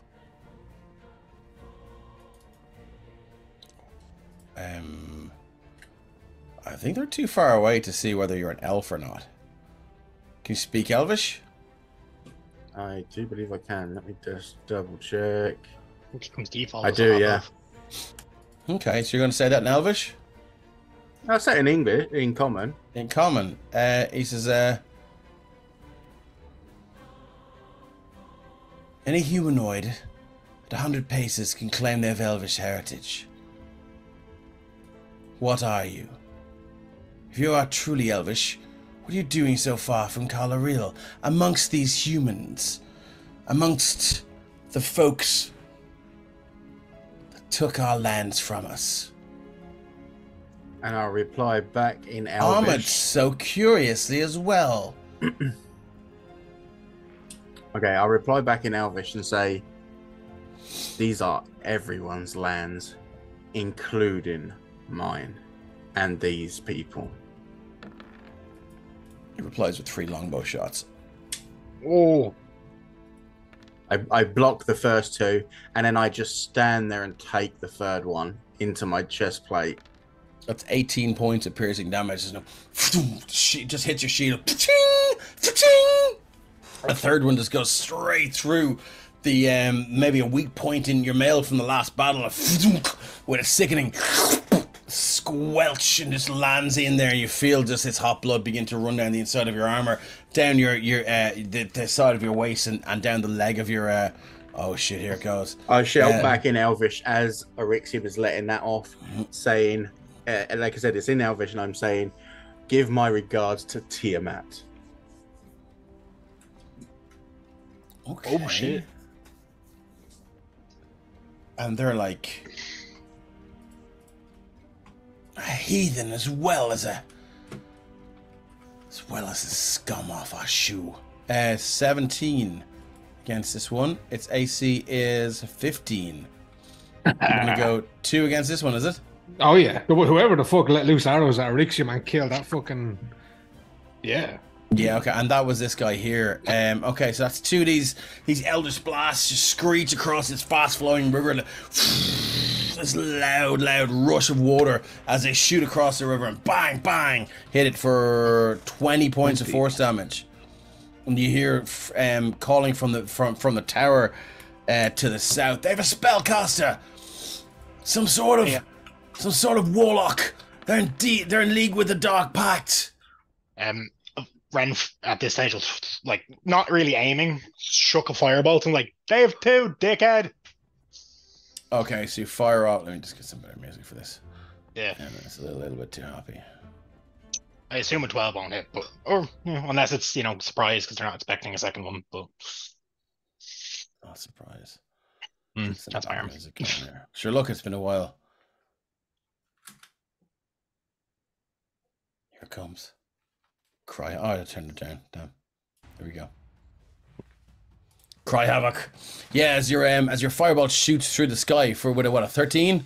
Yeah, he's not really aiming. He's just kind of warning shot.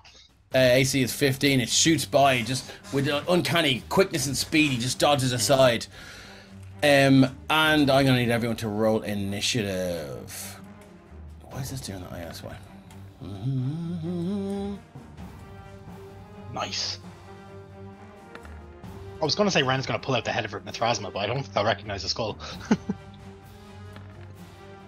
I still have that. Give me 1 sec. Roll 20's acting up.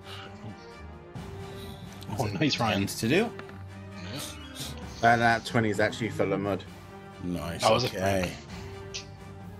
Oh, yeah, scales. Shit, I'm forgetting scales.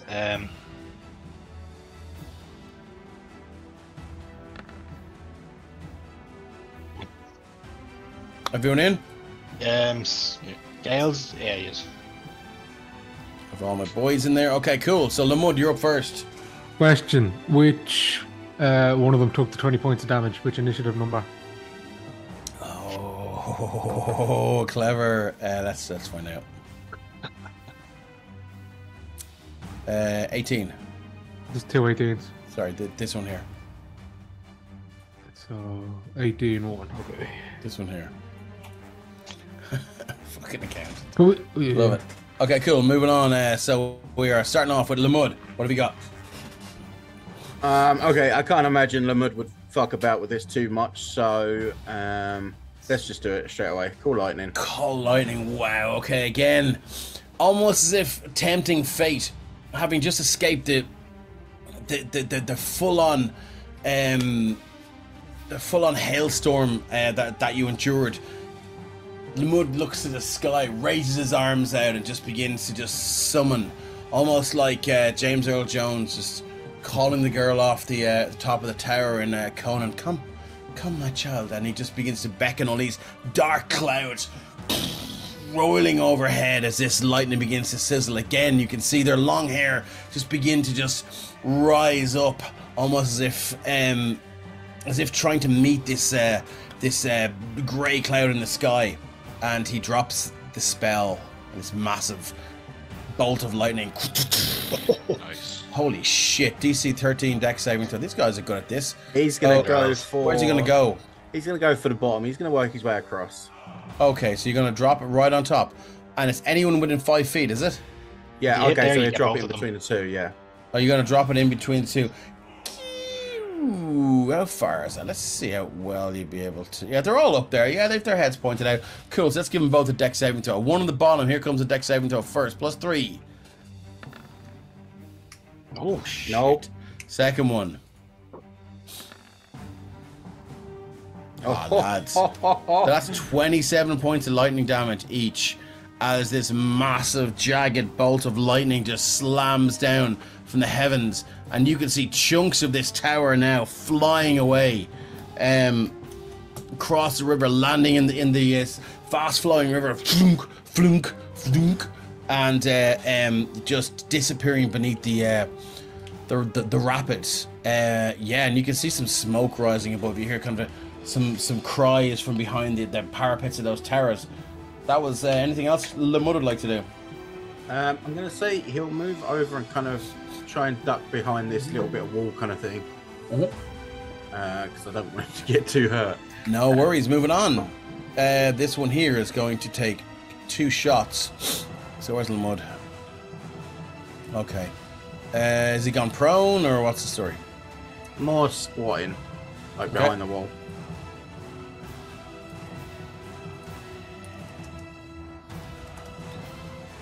Okay, cool. So this one is going to draw. It takes out 3 arrows, just draws the bow back, and you can see it tosses 2 straight into the air.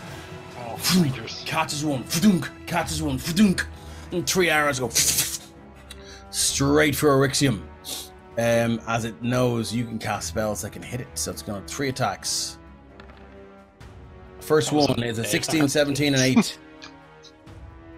Ping, ping, ping. Nice. Nice. Fuck me. Seriously? Yep. Let me just see. Didn't even come close. Beast Hunter. Stealthy Traveler. Surprise attack. No. Oh, nice. Okay. I'm going to use that next. 5,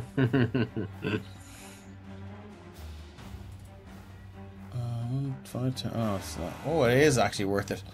5, 10. Okay, so Jaden, do you want to? Can you move that kid? Is in controlled token? Yeah. No, I cannot. Not currently. Let me just try and. I'm gonna give her to you. Controlled by Jaden. There you go. So you can grab her and you can move her around now. As this elf here makes 3 attacks. Now it's going to use its volley. Oh. The Elvish Archer makes 1 range attack against every enemy within 10 feet of a point it can see. So it's going to center it on Darak. No, it's going to center it on you. So it's going to go 1, 2, 3, 4, 5. And its 5th attack is going to be at the kid. So here we go. First attack is... Let me just move this over. First attack's going to be at you. Before you roll it, Yeah. I was going to say, can I take a minus to my AC to give plus AC to the kid? What I'm going to say is you Considering can turn your back and you can try and you can take the extra attack.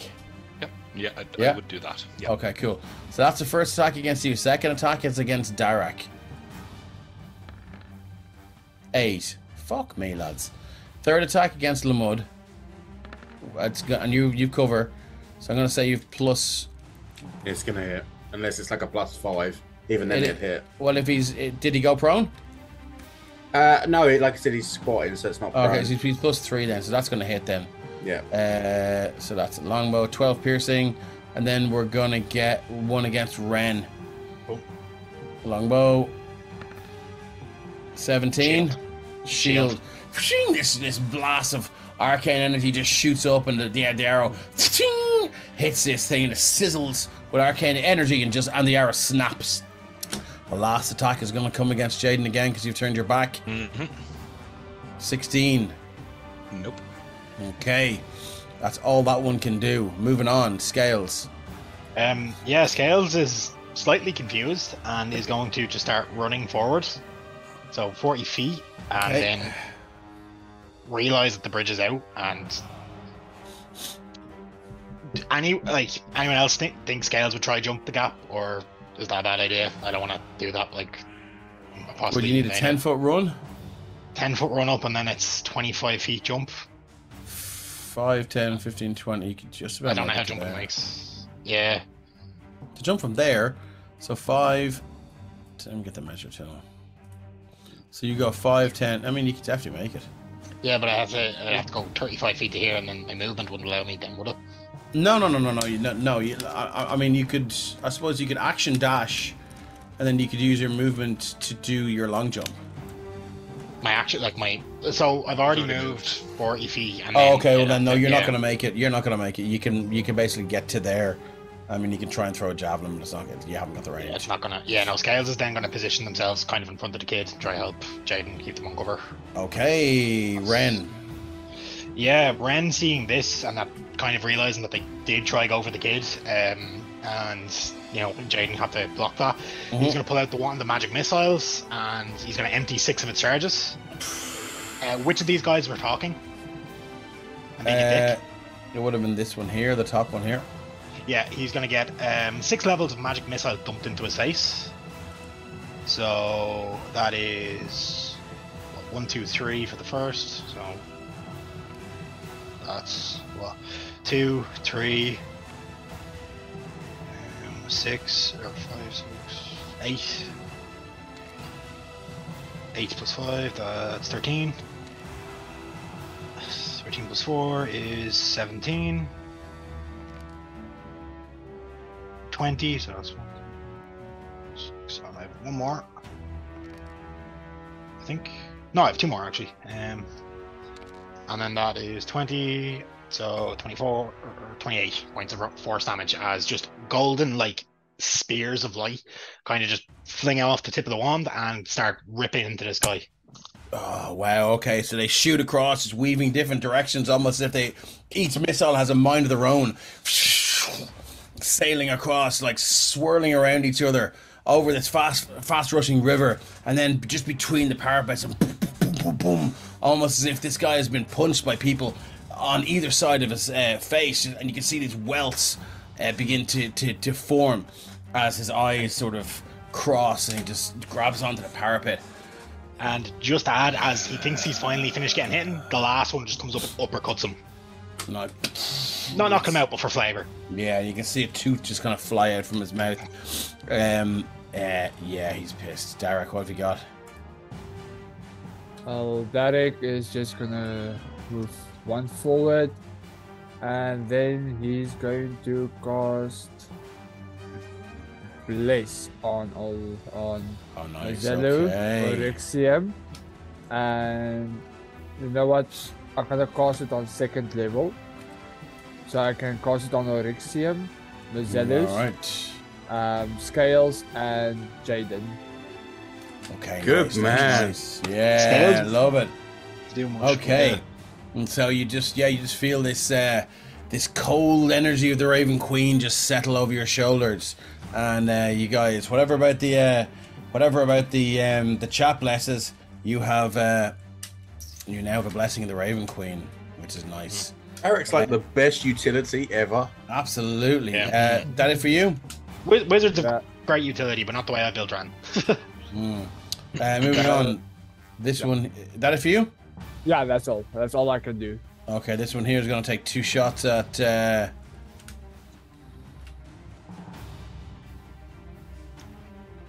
2 shots at Ren for that, I think.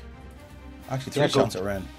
It's going to use its multi-attack or 3 range attacks. 1, 2, 3. 19, 13, 17. Shield, and only the 19 will hit. Okay.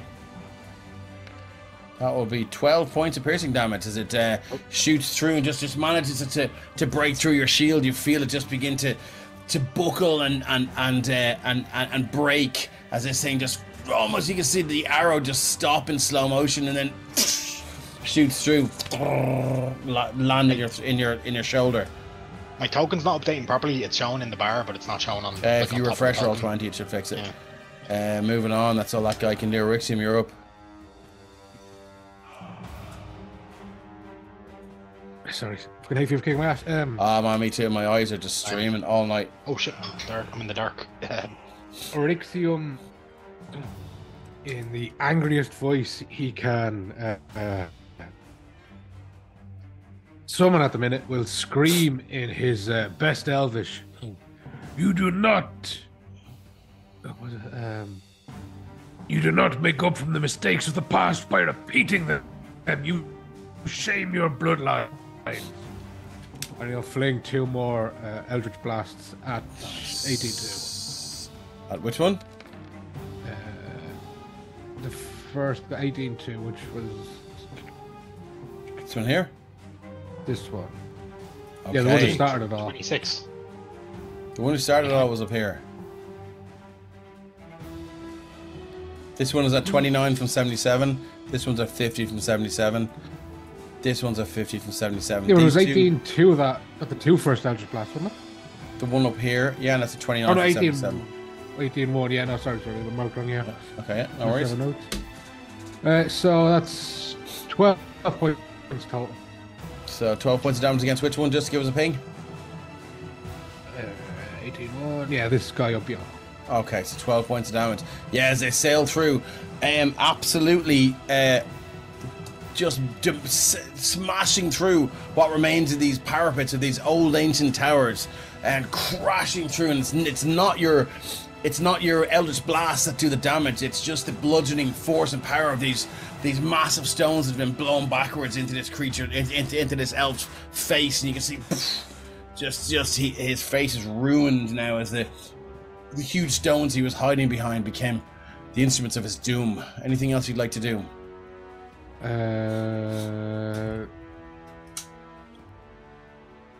No, that'll do. Okay, we are at 18 points down to 18. This one here is going to take 2 shots at you, or 3 shots at you. Actually, yeah. Yeah, it's going to go 1, 2, 3. They're not as good as I fucking hoped they would be. 10-7, oh, for fuck's sake. Do you want to give me a D100 there, big man? Absolutely. Snap that long. Especially for this one. So hold on, that would that's that guy. 51. Weapon attack, critical fumble. You lose your grip as you attack. Roll DC 10 dexterity check, or you drop your weapon. Over the edge. Yeah. Oh yeah, okay, I'm good with that. I get the fuck out of here. So drops right down. Karma is a bitch towards these guys. They're dickhead. Well, I mean, no, I'm kind of on their side. Not for attacking a kid. Oh yeah, no, like. But yeah. Anyway, yeah. So just platoon. So if the last attack had a hit, I would have said it didn't hit, as just the bow snaps and it like just falls over the side, and you can hear a kind of curse in Elvish. Okay, moving on. That's all it can do. Moving on to this one here. It's down here. It's going to take 2 shots at. Let's go 3 shots at Mazelu. 1, 2, 3. Come on, I have +6 here, boys. 21, 24, 25. Yeah. Nice. 1, 2. Saving it all up for me. 3. That is 14, 19 points of piercing damage as they all sail through. They all seem to just be uncannily guided toward that hole in your armor from the harpy fight. And you just feel just one of them chipping some sort of bone inside, and you feel inside of yourself a squishy part that you've never felt before and have no business feeling. But now it's sort of tickling the edge, scraping the edge of whatever job this thing is trying to do in there. It's not going to be doing it for long if you keep getting hit this way. That's all it can do. Yeah. Mazelu, you're up. Mazelu not letting it show at all that this has actually hurt him in any way. He just shouts back in Elvish at the main guy and says, "What kind of a fucking elf drops their bow?" And I'm going to guiding bolt him at level. We'll go level 3. Why not? Actually, no. We do level 2. Guiding bolt level 2. Nice. Just in case I fucking miss. You've no faith in yourself. You're gonna miss now. Yeah. Do I know? You're Is blessed that as well. far off? You've blessed. Yeah, you're you're blessed. Oh yeah, Yeah, I'm you're blessed. Their AC is 15, so you need a 2 on that bless. Sorry, 3 on that bless. Oh, look at that shit, motherfucker. Okay, cool. So yeah, just shrieks through the guiding bolt, and it's only for Orixium. His Eldritch Blast smashed through the crenellations that it was using for cover. Now you can see them full on and just streaks through. Bang! Hits him, lights up for 16 points of damage. Yep. And then I'll scream once more and say, I'll give you this one chance to give up. You are now all enemies of the elven nation of Calaril. Lay down your weapons and accept a swift execution. And then in common I'll say, get fucked. We lay claim to our ancient heritage, our ancient homelands, despoiled and fouled by your kind.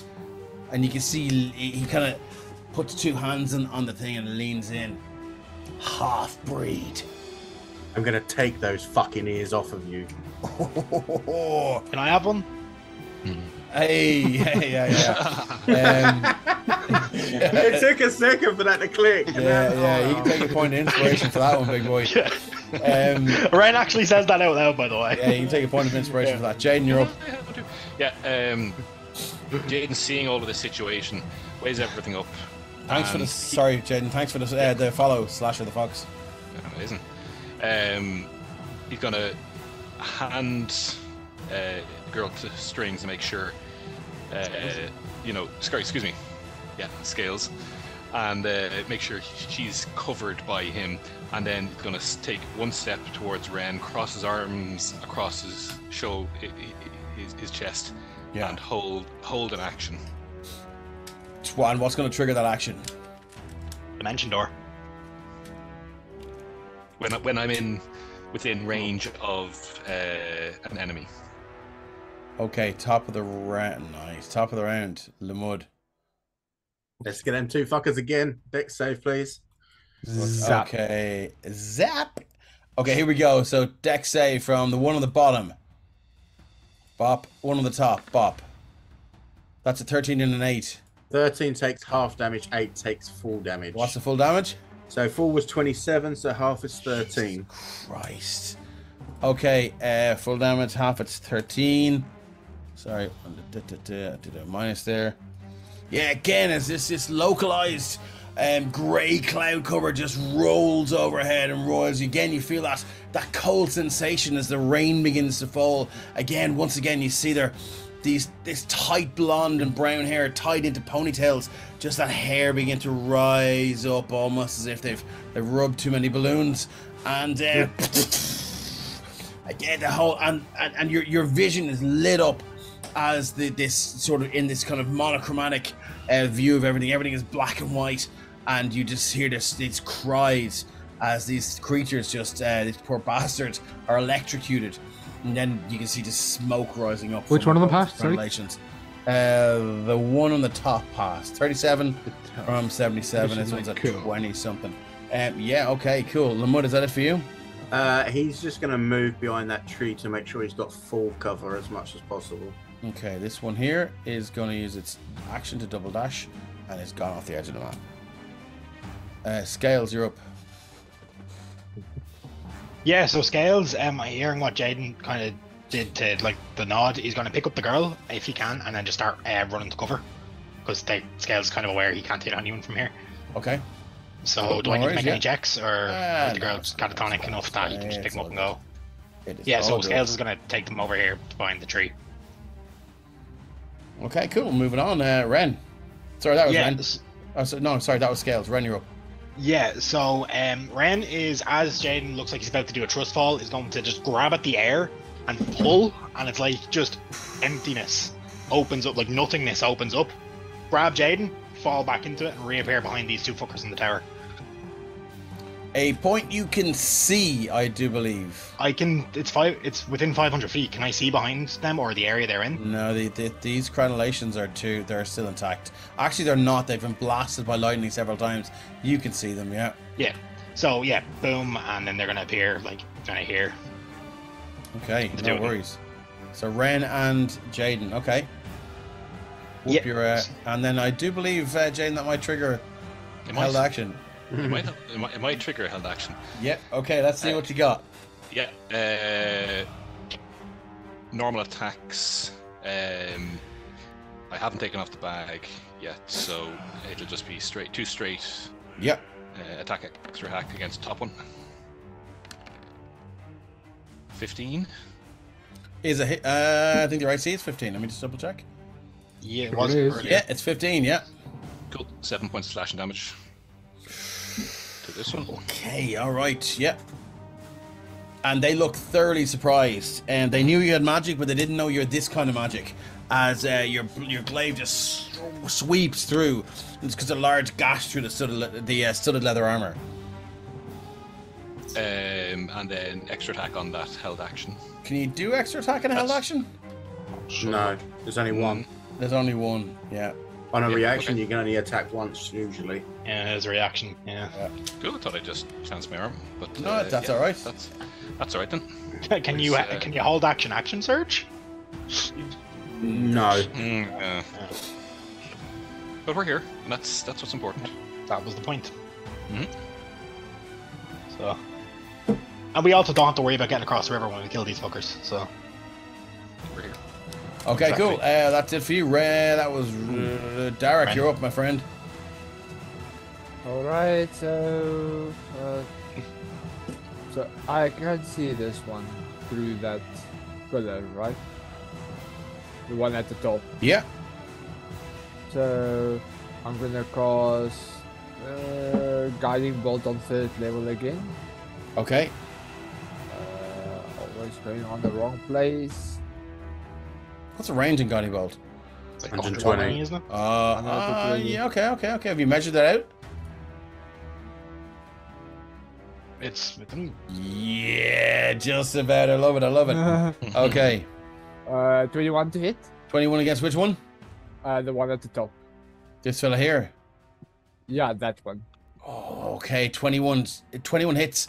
So your Guiding Bolt is Oh, that's 14 points of damage, right? yeah, that's a bad roll. Yeah, you see this guiding bolt, the silver lance of energy, just extend from your arm and just shoot across, almost as if you'd drawn a line, exactly like you drew that roll 20 line. It just extends from your arm, and it starts off this big thick kind of silvery barb of a bulb of energy, and it just gets thinner and thinner and thinner and thinner, almost until it becomes this silvery precision-like point. And then all of the energy just leaves your hand and hits this thing in the face, blowing its head clean off. And you see its head sail to the northwest as the rest of its body follows it down to where the bow was and lands stone dead by the bow. Dave, I have one question here. Sorry. Mm-hmm. If a description says rounded up, if the I have 1.5. If I've rounded up to 2 or now 1. What's 1.5? My proficiency bonus, half of it is 1.5. Yeah, let's round it up. Sure, look at yeah. Okay, because then as a bonus action, I'm gonna put this in chat.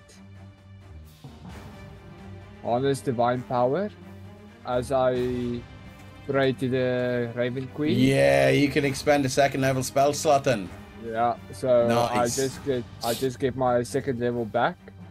Yeah, And and you yeah. use one of your divine, your harness to divine power, and you just you form this telepathic and spiritual link with the Raven Queen, and you just feel her, and you know, the Raven Queen, her attention is normally just focused on the queue of souls that have died and joined this long procession to find their way as to where they'll head next. and for a split second, you can almost catch a glimpse of her heavily cowled head just almost cock slightly, and in your mind's eye, you can see her hold out a hand to whoever's next in the queue, and she nods her head, and you see that the folds of the cowl just move down slightly and ripple with this darkness. You feel that power return to you. That was actually deep. Yeah. Yeah.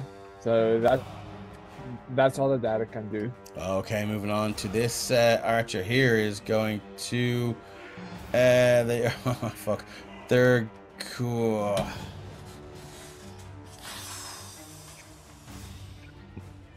Hey, the fastest way off the tower now is to jump off. Hello. Hi. That's exactly what they're gonna do. They're gonna bonus action disengage and jump off the tower. How high up is the tower? It's 60 feet. These guys are pretty fucked up as well. Yeah, so this guy is gonna make let's see. So I'm gonna say 60 feet. That's DC 15. Does that sound fair to everyone? Yeah. For half that? Oh my good god. So that's 66 damage as this guy takes a header off the side of the tower rather than fight the helicopter. So 66 damage. He's going to take it all. That is 23 points damage. He's at 30. And he's going to run like fuck. 5, 10, 15, 20. He's limping 25, 30, 35. 5, 10, 15. Use your reaction to hold your action. He's off the map. Gone. Off the reservation. And I don't blame him. Moving on next is it's Erixium, isn't it? Yep. Sure is. There's one left. Furious that he was able to gimp away, Erixium will throw 2 Eldritch Blasts at the back of his friend's head. I mean, is he still within 120 feet down that way off the map, though? God. He's off the map. He's off the map. So that is 18. And he's behind the tower as well. So 18. So against this one here. The only one left. Yep. Yeah. So that's what. That's a hit. That's a hit. 2 hits. So 16 points of damage. That will bring him down to 7 hit points. Oh, he's not going to survive the jump. Elvish veteran archer there. He's gone. This one here. It's him next. He can't go down that stairs without triggering an opportunity attack, I don't think, from... Oh, from Jaden. Jaden has no reactions left. Alright, nope. And he's not within your... Yeah, okay, well, he's going to go for it. He jumps down the stairs, yeah. What are you going to do? Burning Hands. Johnny Speed says, game changer spell for sure. Thanks for your first time chat, Johnny Speed. Welcome along. So, what are you going to cast? Burning Hands. Warcaster, I'm going to upcast it to 3rd level. Dude, what? What? You're upcasting the fucking thing to 3rd level? Okay, cool. Yeah. Fucking... Fuck these guys. It's a murder of nose right here. 15 dex Jesus. Let me give him a dex save. You know, you never know. Oh, look at that. Nat 20. I'm going to say he takes no damage for the nat 20. I'm only messing. Okay, so what's that? That was 27 down to 13 points of damage. Yes, he runs down. You just fucking hell. 13. Okay, cool. Yeah, he's at -6. And as he runs down, he's like, do you speak Elvish? His master was Elvish. Ren doesn't, but he probably knows a few words. Yeah, you know a few curse words, and he calls you like basically like calls you the equivalent of like a wounded primate, and he runs down and like flings haphazardly this dagger that just goes nowhere, just like lands near you like with the handle first, and you just show your two thumbs together, and you just see as you do that, just this energy comes out from your eyes and just fills your fingers, and then comes down this sheet of flame, and it just lashes over and washes over him as this thing. You can just see the clothes and the armor just burn up and just become incinerated, as he emits this tortured, terrified shriek, and that lasts for maybe 30 seconds as he tumbles down the stairs and dies, burnt alive. I like to think that it's not even the fire that killed him; it's the fall down the stairs afterwards. I like that. Yeah, it's pretty both. Yeah. We go back to the music, take down our cry havoc, and let's go back to something nice. Scales has Evelyn there. She is in an absolute panic. Saying, "Father, get him! Get him! We can still save him! We can still save him! Help! Help!" She's screaming. She's in bits. And she doesn't know how to react to anything. Scales is just like holding her, like unsure of what to do. What just happened there? Sorry, I went somewhere else. Sorry, did a cure wounds on Mazzello and all this going on. Okay, cool. Thank you very much. Go for a little bit. Could Scorpion Lamud ferry us across? Hey, if you're a frog, I wouldn't do it, but yeah, normally, yeah, I'm sure you could. Okay. Scorpion. Johnny turn into a frog. Embarrassment, slaying the elf. What's that? I mean, if he turns into a frog, can he hop across when people on his back? Yeah, but no, I'm just saying Scorpion and the Frog story. Yeah. Right. You don't want to be on the Scorpion's back. Yeah. Oh, look at this. Infinite Monkey Tales just landed with a raid of 18 viewers. Thanks, Hi, guys. Hey, guys. Look at all these people. Thanks so much for showing up. They just got attacked by a bunch of Elvish archers who seemed to tell them that this land used to belong to them. And, I mean, if you read your history books, you would tend to disagree with them. So I'm happy for you guys to make your way across this fast-flowing river. Lamud will get you over there. Evelyn now has just gone into this kind of this catatonic stupor as you guys make it across the river, and you're not far from the confines of Artex. You might make it there in the next 2 hours, which would lead you to believe it'll be just getting dark. And all over. Is there anything else you want to do? The first thing I'm doing is I am going to go and find the head of that elf. Erixium hasn't.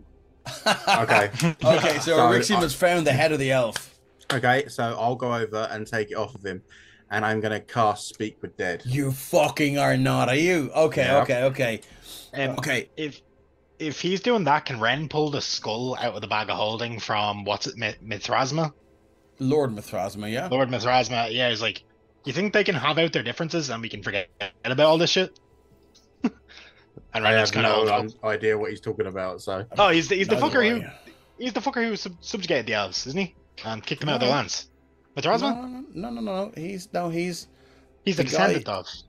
He's a descendant of them, but we'll get back to that. Anyway. Yeah. So just throw in Speak with Dead there, and we'll have a look at this. Okay. I would have said if Mazzello is doing that, Derek will be just like, "You're welcome." Yeah. Okay, so one action. You gain the semblance, you grant the semblance of life and intelligence to a corpse of your choice within range, allowing it to answer the questions you pose. The corpse must still have a mouth, which it does, and can't be undead, which is not. The spell fails if the corpse was the target of this spell within the last 10 days. Until the spell ends, you can ask the corpse up to 5 questions. The corpse knows only what it knew in life, including the languages it knew. Answers are usually brief, cryptic, or repetitive, and the corpse is under no compulsion to offer truthful answers. If you are hostile to it, or it recognizes you as an enemy, the spell doesn't return the creature's soul to its body, only animating its spirit. Thus, the corpse can't learn new information, doesn't comprehend anything that has happened since it died, and cannot speculate on future events. Okay, first question. So, you cast this spell, and the eyes flutter open. The mouth tries to take in this breath, and you just see vocal cords severed, flapping in this light drizzle, and the eyes lock on you with pure hatred. Dave, quick question: would detect thoughts work on this or no? No, he's the one casting the spell, not you. No, I just meant if I cast detect thoughts, would it affect the dead? No, he's the only one that can glean answers from this. Yeah, fair. To you, this is just a dead head. Okay. Doesn't have thoughts anyway. No, I just said I checked just in case. Okay, moving on. I'm forced to be truthful. Who is the leader of this rebellion?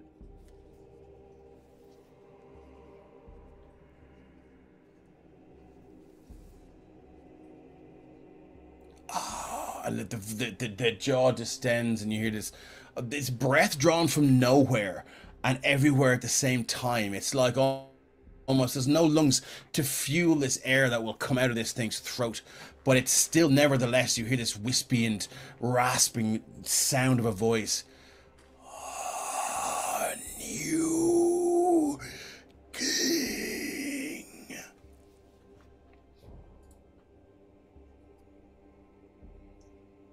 And what is his name? I have to consult my notes. Give me 1 second.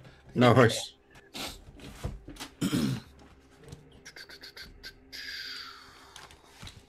I'm gonna don't have it to hand, but I'll get back to you. I have to destroy my That's voice okay. there as well. That's fair. That's Yeah. fair. So I know the name of the king. Okay.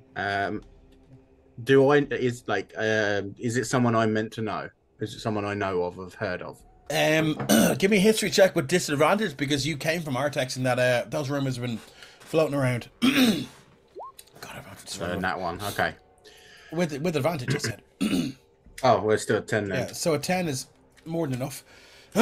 Sorry about this. No, you're right. You're right. I'm not going to continue to do the voice. So, yeah, when you left Artex, there was rumors of war. That a delegation had been sent from the nation of Coloril to King Gregor in the capital city of Sopherone, and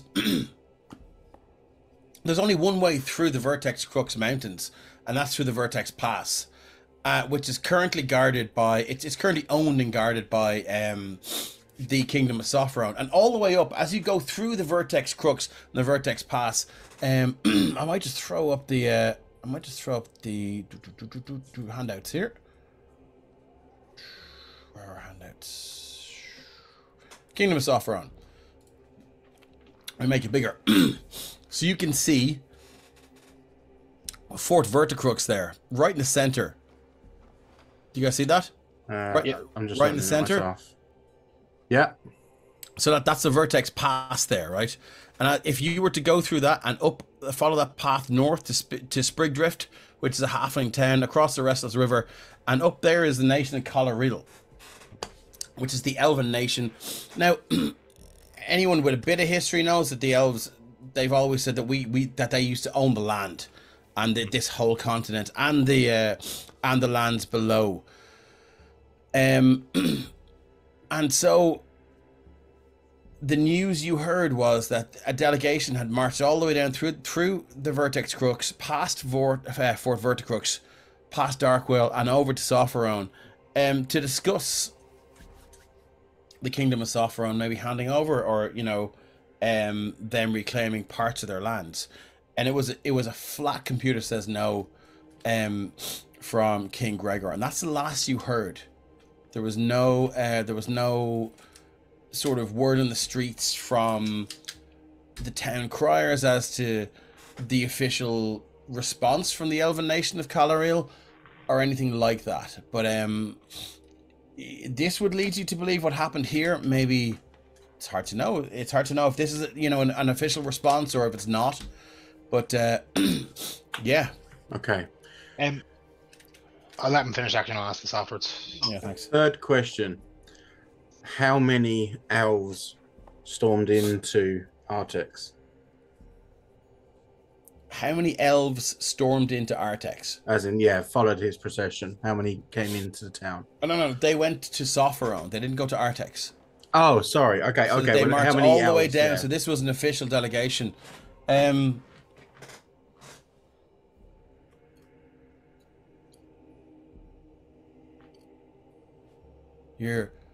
Why don't you guess? It's under no obligation to answer your question. Fourth question. Are there any further between here and Artex of your group? I hope so. Now, before I ask you the last question and put you out of your misery, finally. Where's this happening, by the way? Right here. This is yeah, by the tail with Arixium. In full view of Evelyn. Okay, cool. Good to know. Oh yeah. Well, I Yeah, got my back okay. to her, but yeah. Okay. Yeah, go I was on. gonna do something there when he finished that. So Okay, no worries. Yeah. we're gonna be adjacent. Cool. I'm gonna take out my knife that I have, Mm-hmm. and I'm going to remove his ears, as I told him I would. And I'm going to show them to him and say, I've removed these because you do not deserve the bloodline you have. It is tainted and squalid, and any race that kills out of vengeance of other races deserves nothing but utter destruction. My fifth question then is, do you think you're going to like it in hell?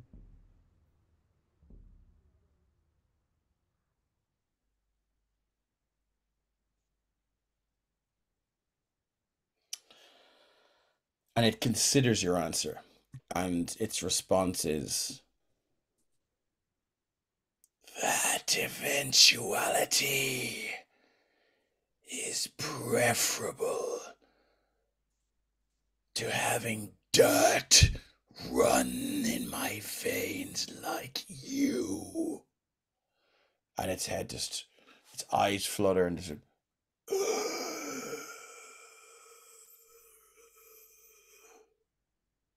and I just toss it back to yeah. No, I just just do that. Yeah. I just toss it back to Arixium and say, do what you like with it now. Okay. And I'm going to put the ears in my bag. Elf ears in your bag. Mm-hmm. Bonnie M wrote a song like that. Elf ears in your bag. That's only going to go down so well when we go to Gallery Elf. Pretty much. Oh, I can't wait until the guards search you at the fucking gates of Artex. But, Listen, you know, that's future Mazzelu's problem.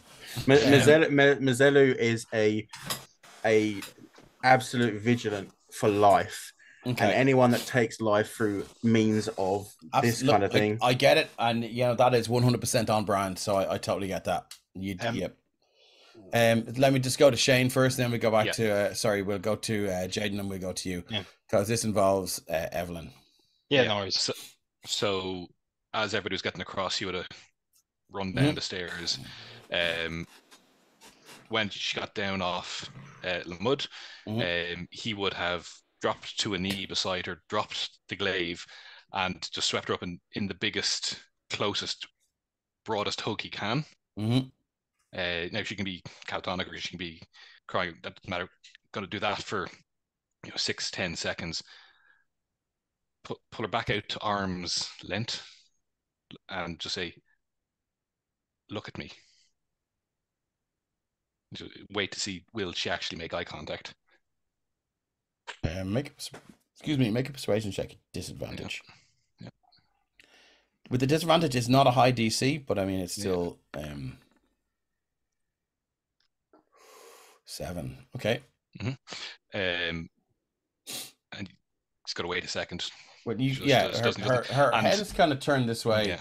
It's easy enough to move her head towards you, but it's hard to know as to whether she's looking at you. And not important, but he's going to just say, this is the worst day of your life. It's not going to get better, but you will feel the pain less each day. That's the only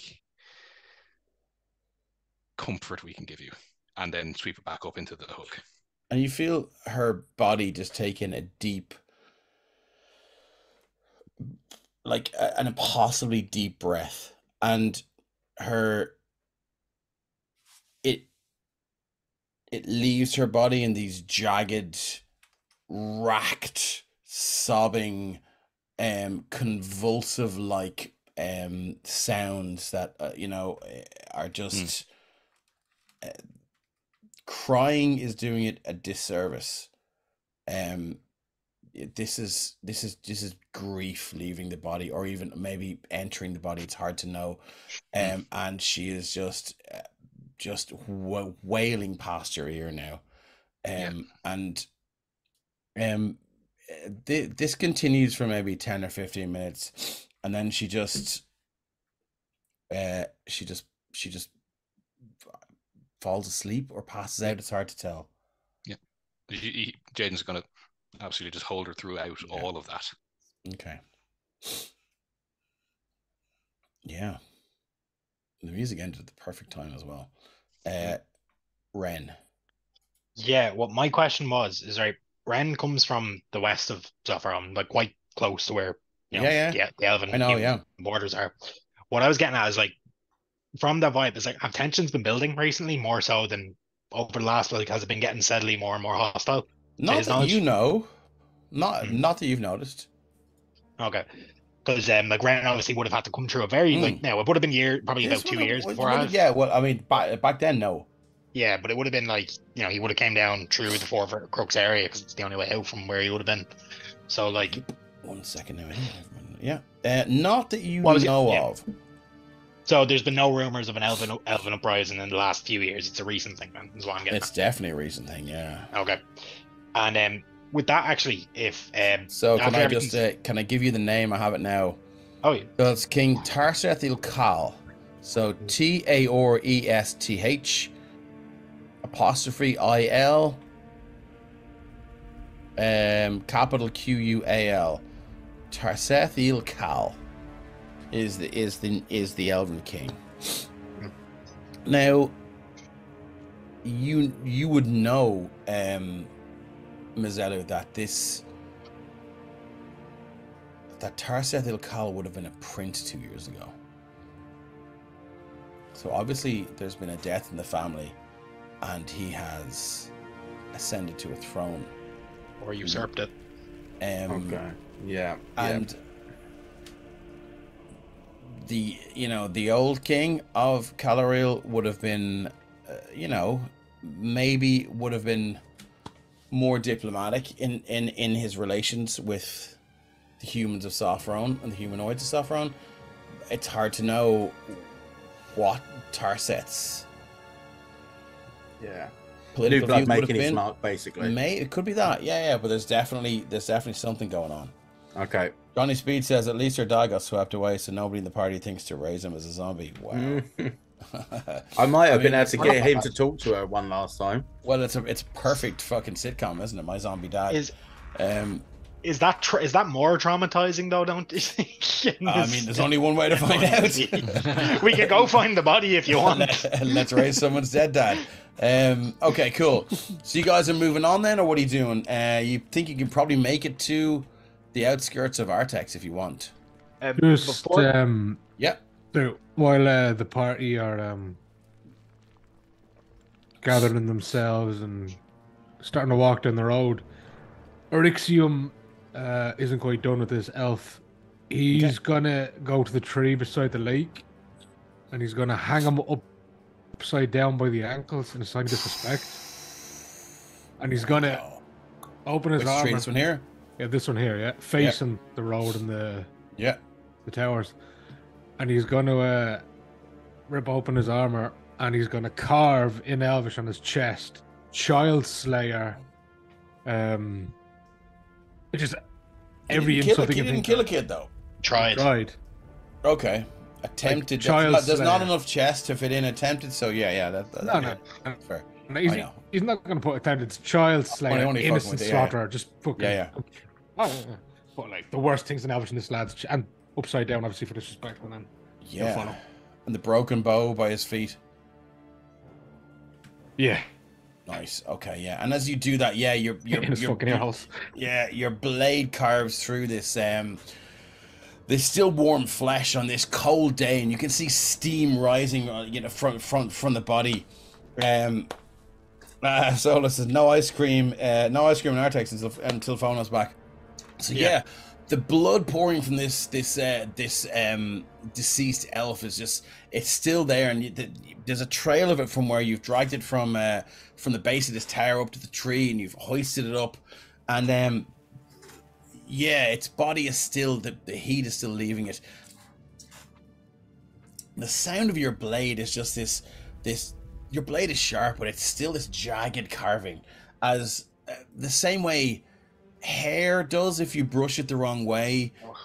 Flesh sort of has a grain as well, and you know the downstroke might be easy, but the upstroke is rough and jagged as the flesh just protests that bit more, and it's not a pleasant task, but you're not doing it for enjoyment. It's work, and it's a warning, and it's maybe give me a wisdom saving throw. Knock off that bless. Okay, you hear a dark whispering in the back of your ear. Something you left behind a long time ago.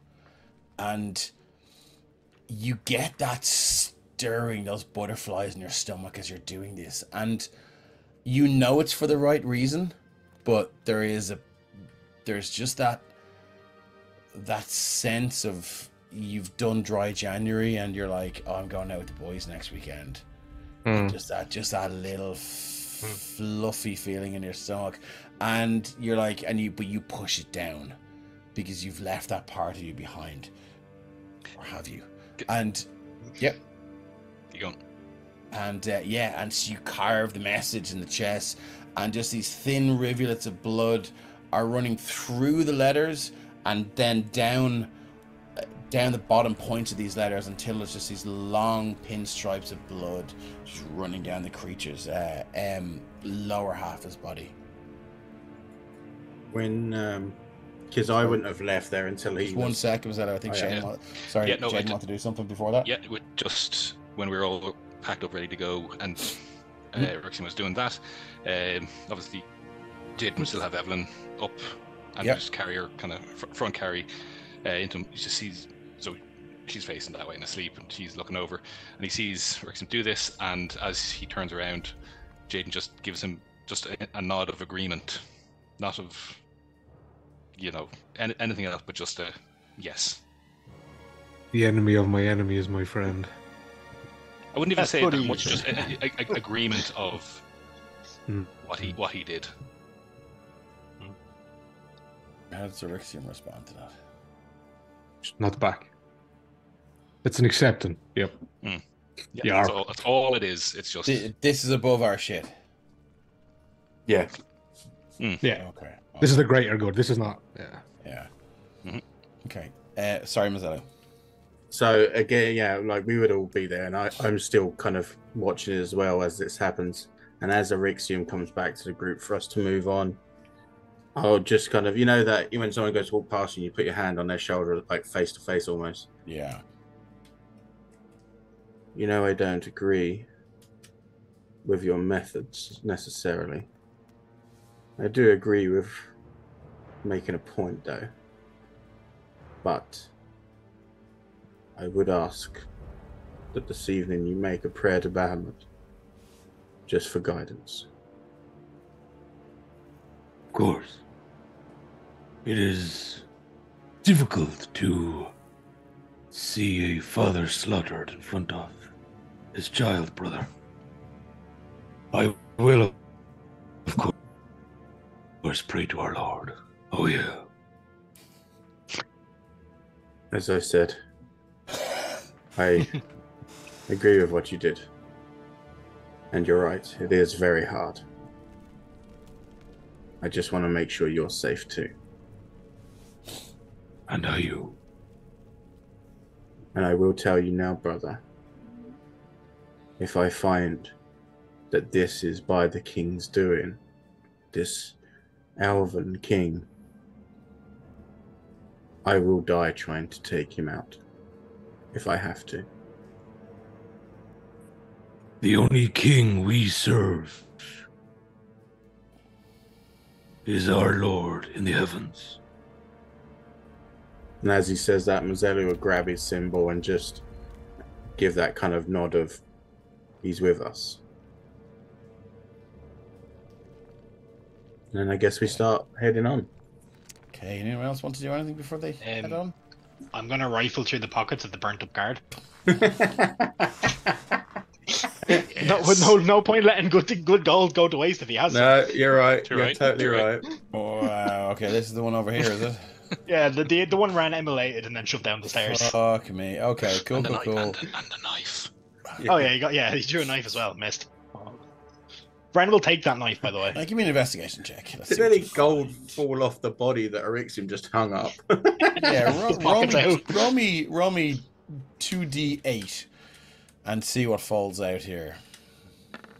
It's my investigation check there. I was wondering, 23. Yeah, you find you can roll 2d10 for the amount of gold you find, and you find 2 very well made daggers, 15 gold and 2 very well made daggers. Seem to be some sort of Johnny Speed says, "Thank goodness the Luke Goblin in me has been pacified." That's right. Yeah. Yeah, you find 2 very well made long, almost dirks. They're not made for throwing. They're made for just quietly inserting. Yeah, with that, Ren's actually going to take his own dagger and he's going to rip it out of its sheath. It's kind of jammed and like it's a poorly made, cheap dagger. Yeah. And he's just going to be like, and stick it in this elf and then take his and then replace it in his belt. How long And have you then had that dagger? He's probably had that dagger since he left, but Since it's day one. there's no sentimental value. It's Absolutely none. not really. It's just a shitty knife he picked up off probably the corpse of some bandit. Okay. And Right. made it for the scrying spell, though. It's an item owned by someone.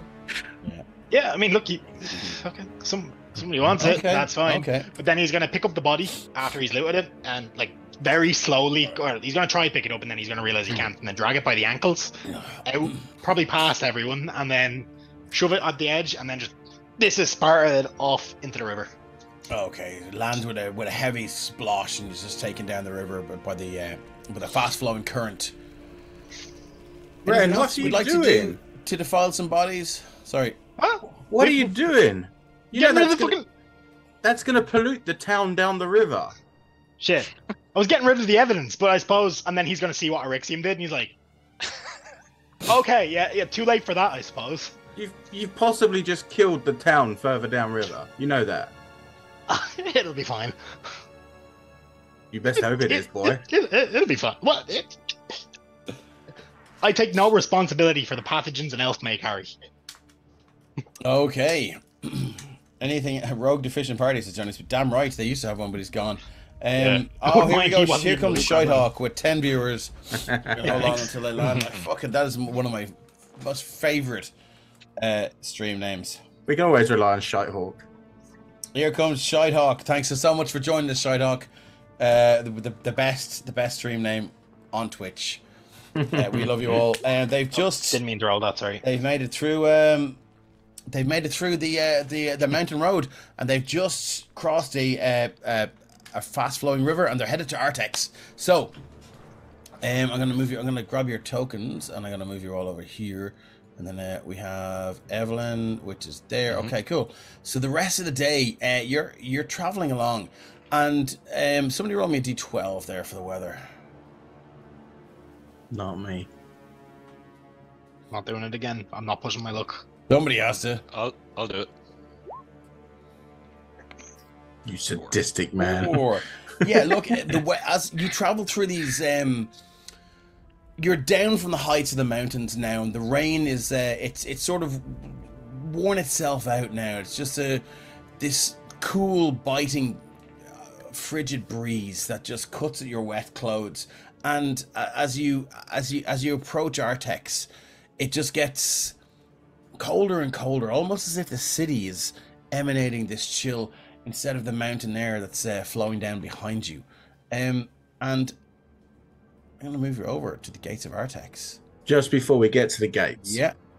I'm going to walk up beside Jaden holding Evelyn Mhm. and just say, you've done this before, haven't you? And he won't say any more, but then he'll just touch Evelyn and say, we'll look after you, okay? We'll make sure you're all right. And I'm going to cast Death Ward on her. Okay. How long does Death Ward last? 8 hours. For my own notes. Okay, cool. That's why I said just before we hit the city. Yeah. Cool. Okay. And I'm going to move you over to the gates of Artex. We made it. We did make it. Or did we? Now it is closing in on darkness as you move your characters. Your token. Now, I don't have tokens for this, but you can see now the gates of this. You're coming along the south wall, and there is a huge queue. You estimate you're probably going to be here for maybe an hour or two, and outside there's little mini villages and tent towns that have sprung up. The weather, as we said earlier, is not too bad. The wind kind of howls through the trees and through the tent villages. You can see two guards at the gate and several of the guards walking up and down the queue. And as they get to you at the end of the queue, they kind of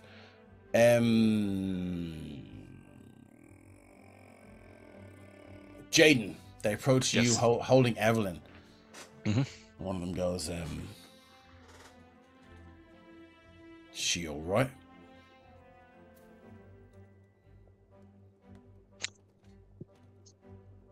Relatively. Something we should know about.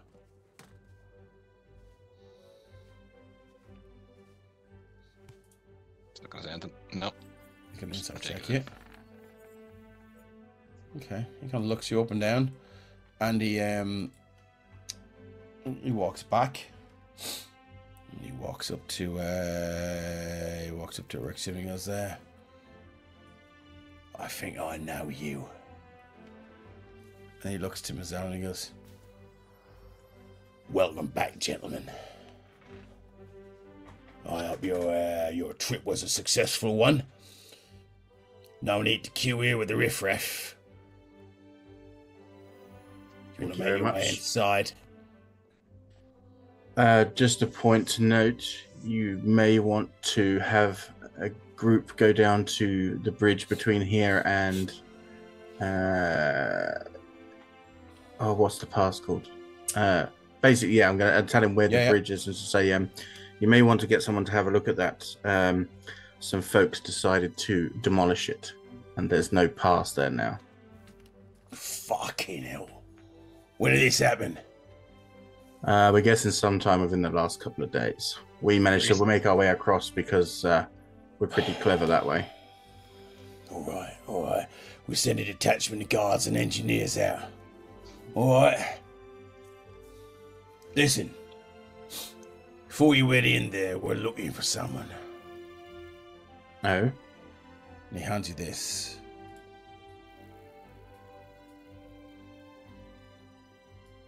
You guys see that? No, I can't.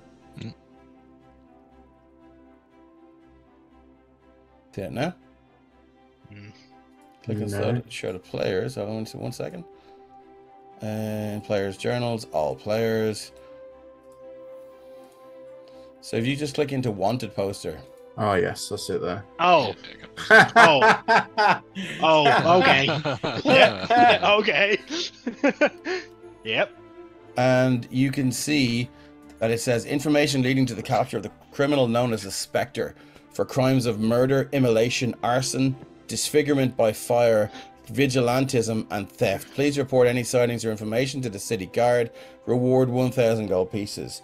The coat looks very familiar. The mask looks very familiar. Neither of which are being worn by Ren Neither at of the which moment. you're wearing at the moment. I will take the poster and say, well, it seems like either a very dangerous or a very, very stupid person. I'll make sure we keep our eyes open. He murdered someone last night. Last night. Sorry, where? In the Jewelers District. Have you proof it was this person? I've got 3 eyewitnesses. How do you think we drew up the wanted poster, the image? What's Okay. Can I insight? What's the Can five? I insight check this? Yeah. Anyone can insight check this.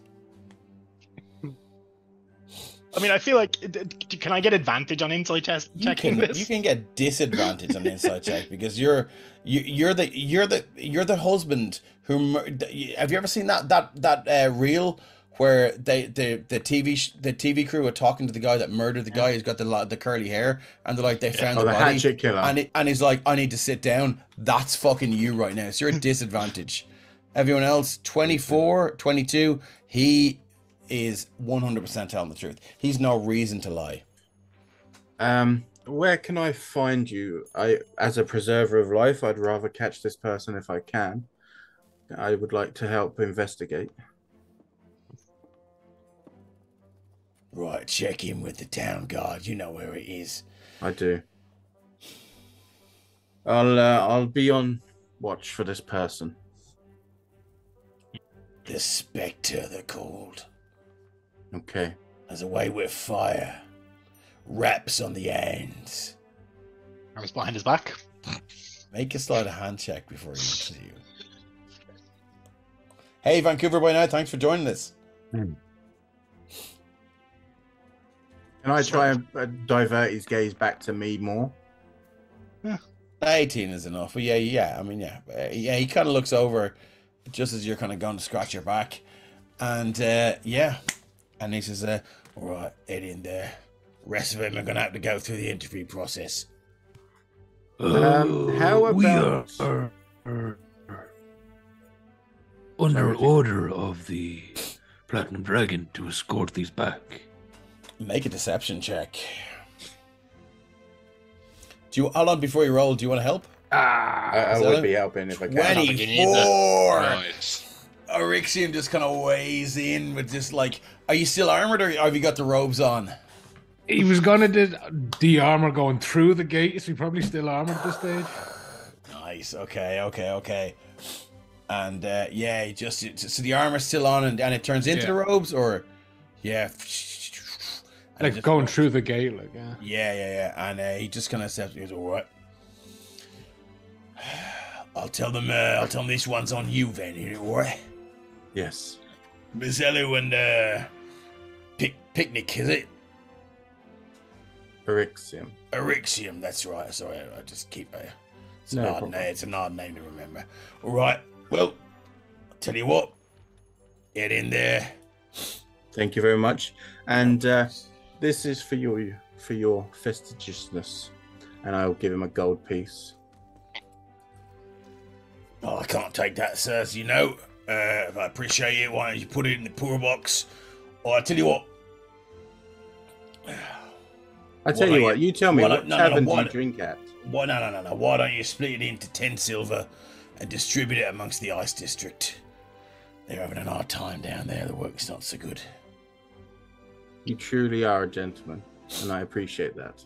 Guards' wages are, as you know, sir, quite good here, sir. Okay, I appreciate that, and yes, I will donate the reason why we protect the honor. Winter City so well. Yes, they protect us in it. I will donate it in your honor. Well done, sir. Pleasure seeing you again. Great to see you come back safe and sound. And you. One more thing. Yes.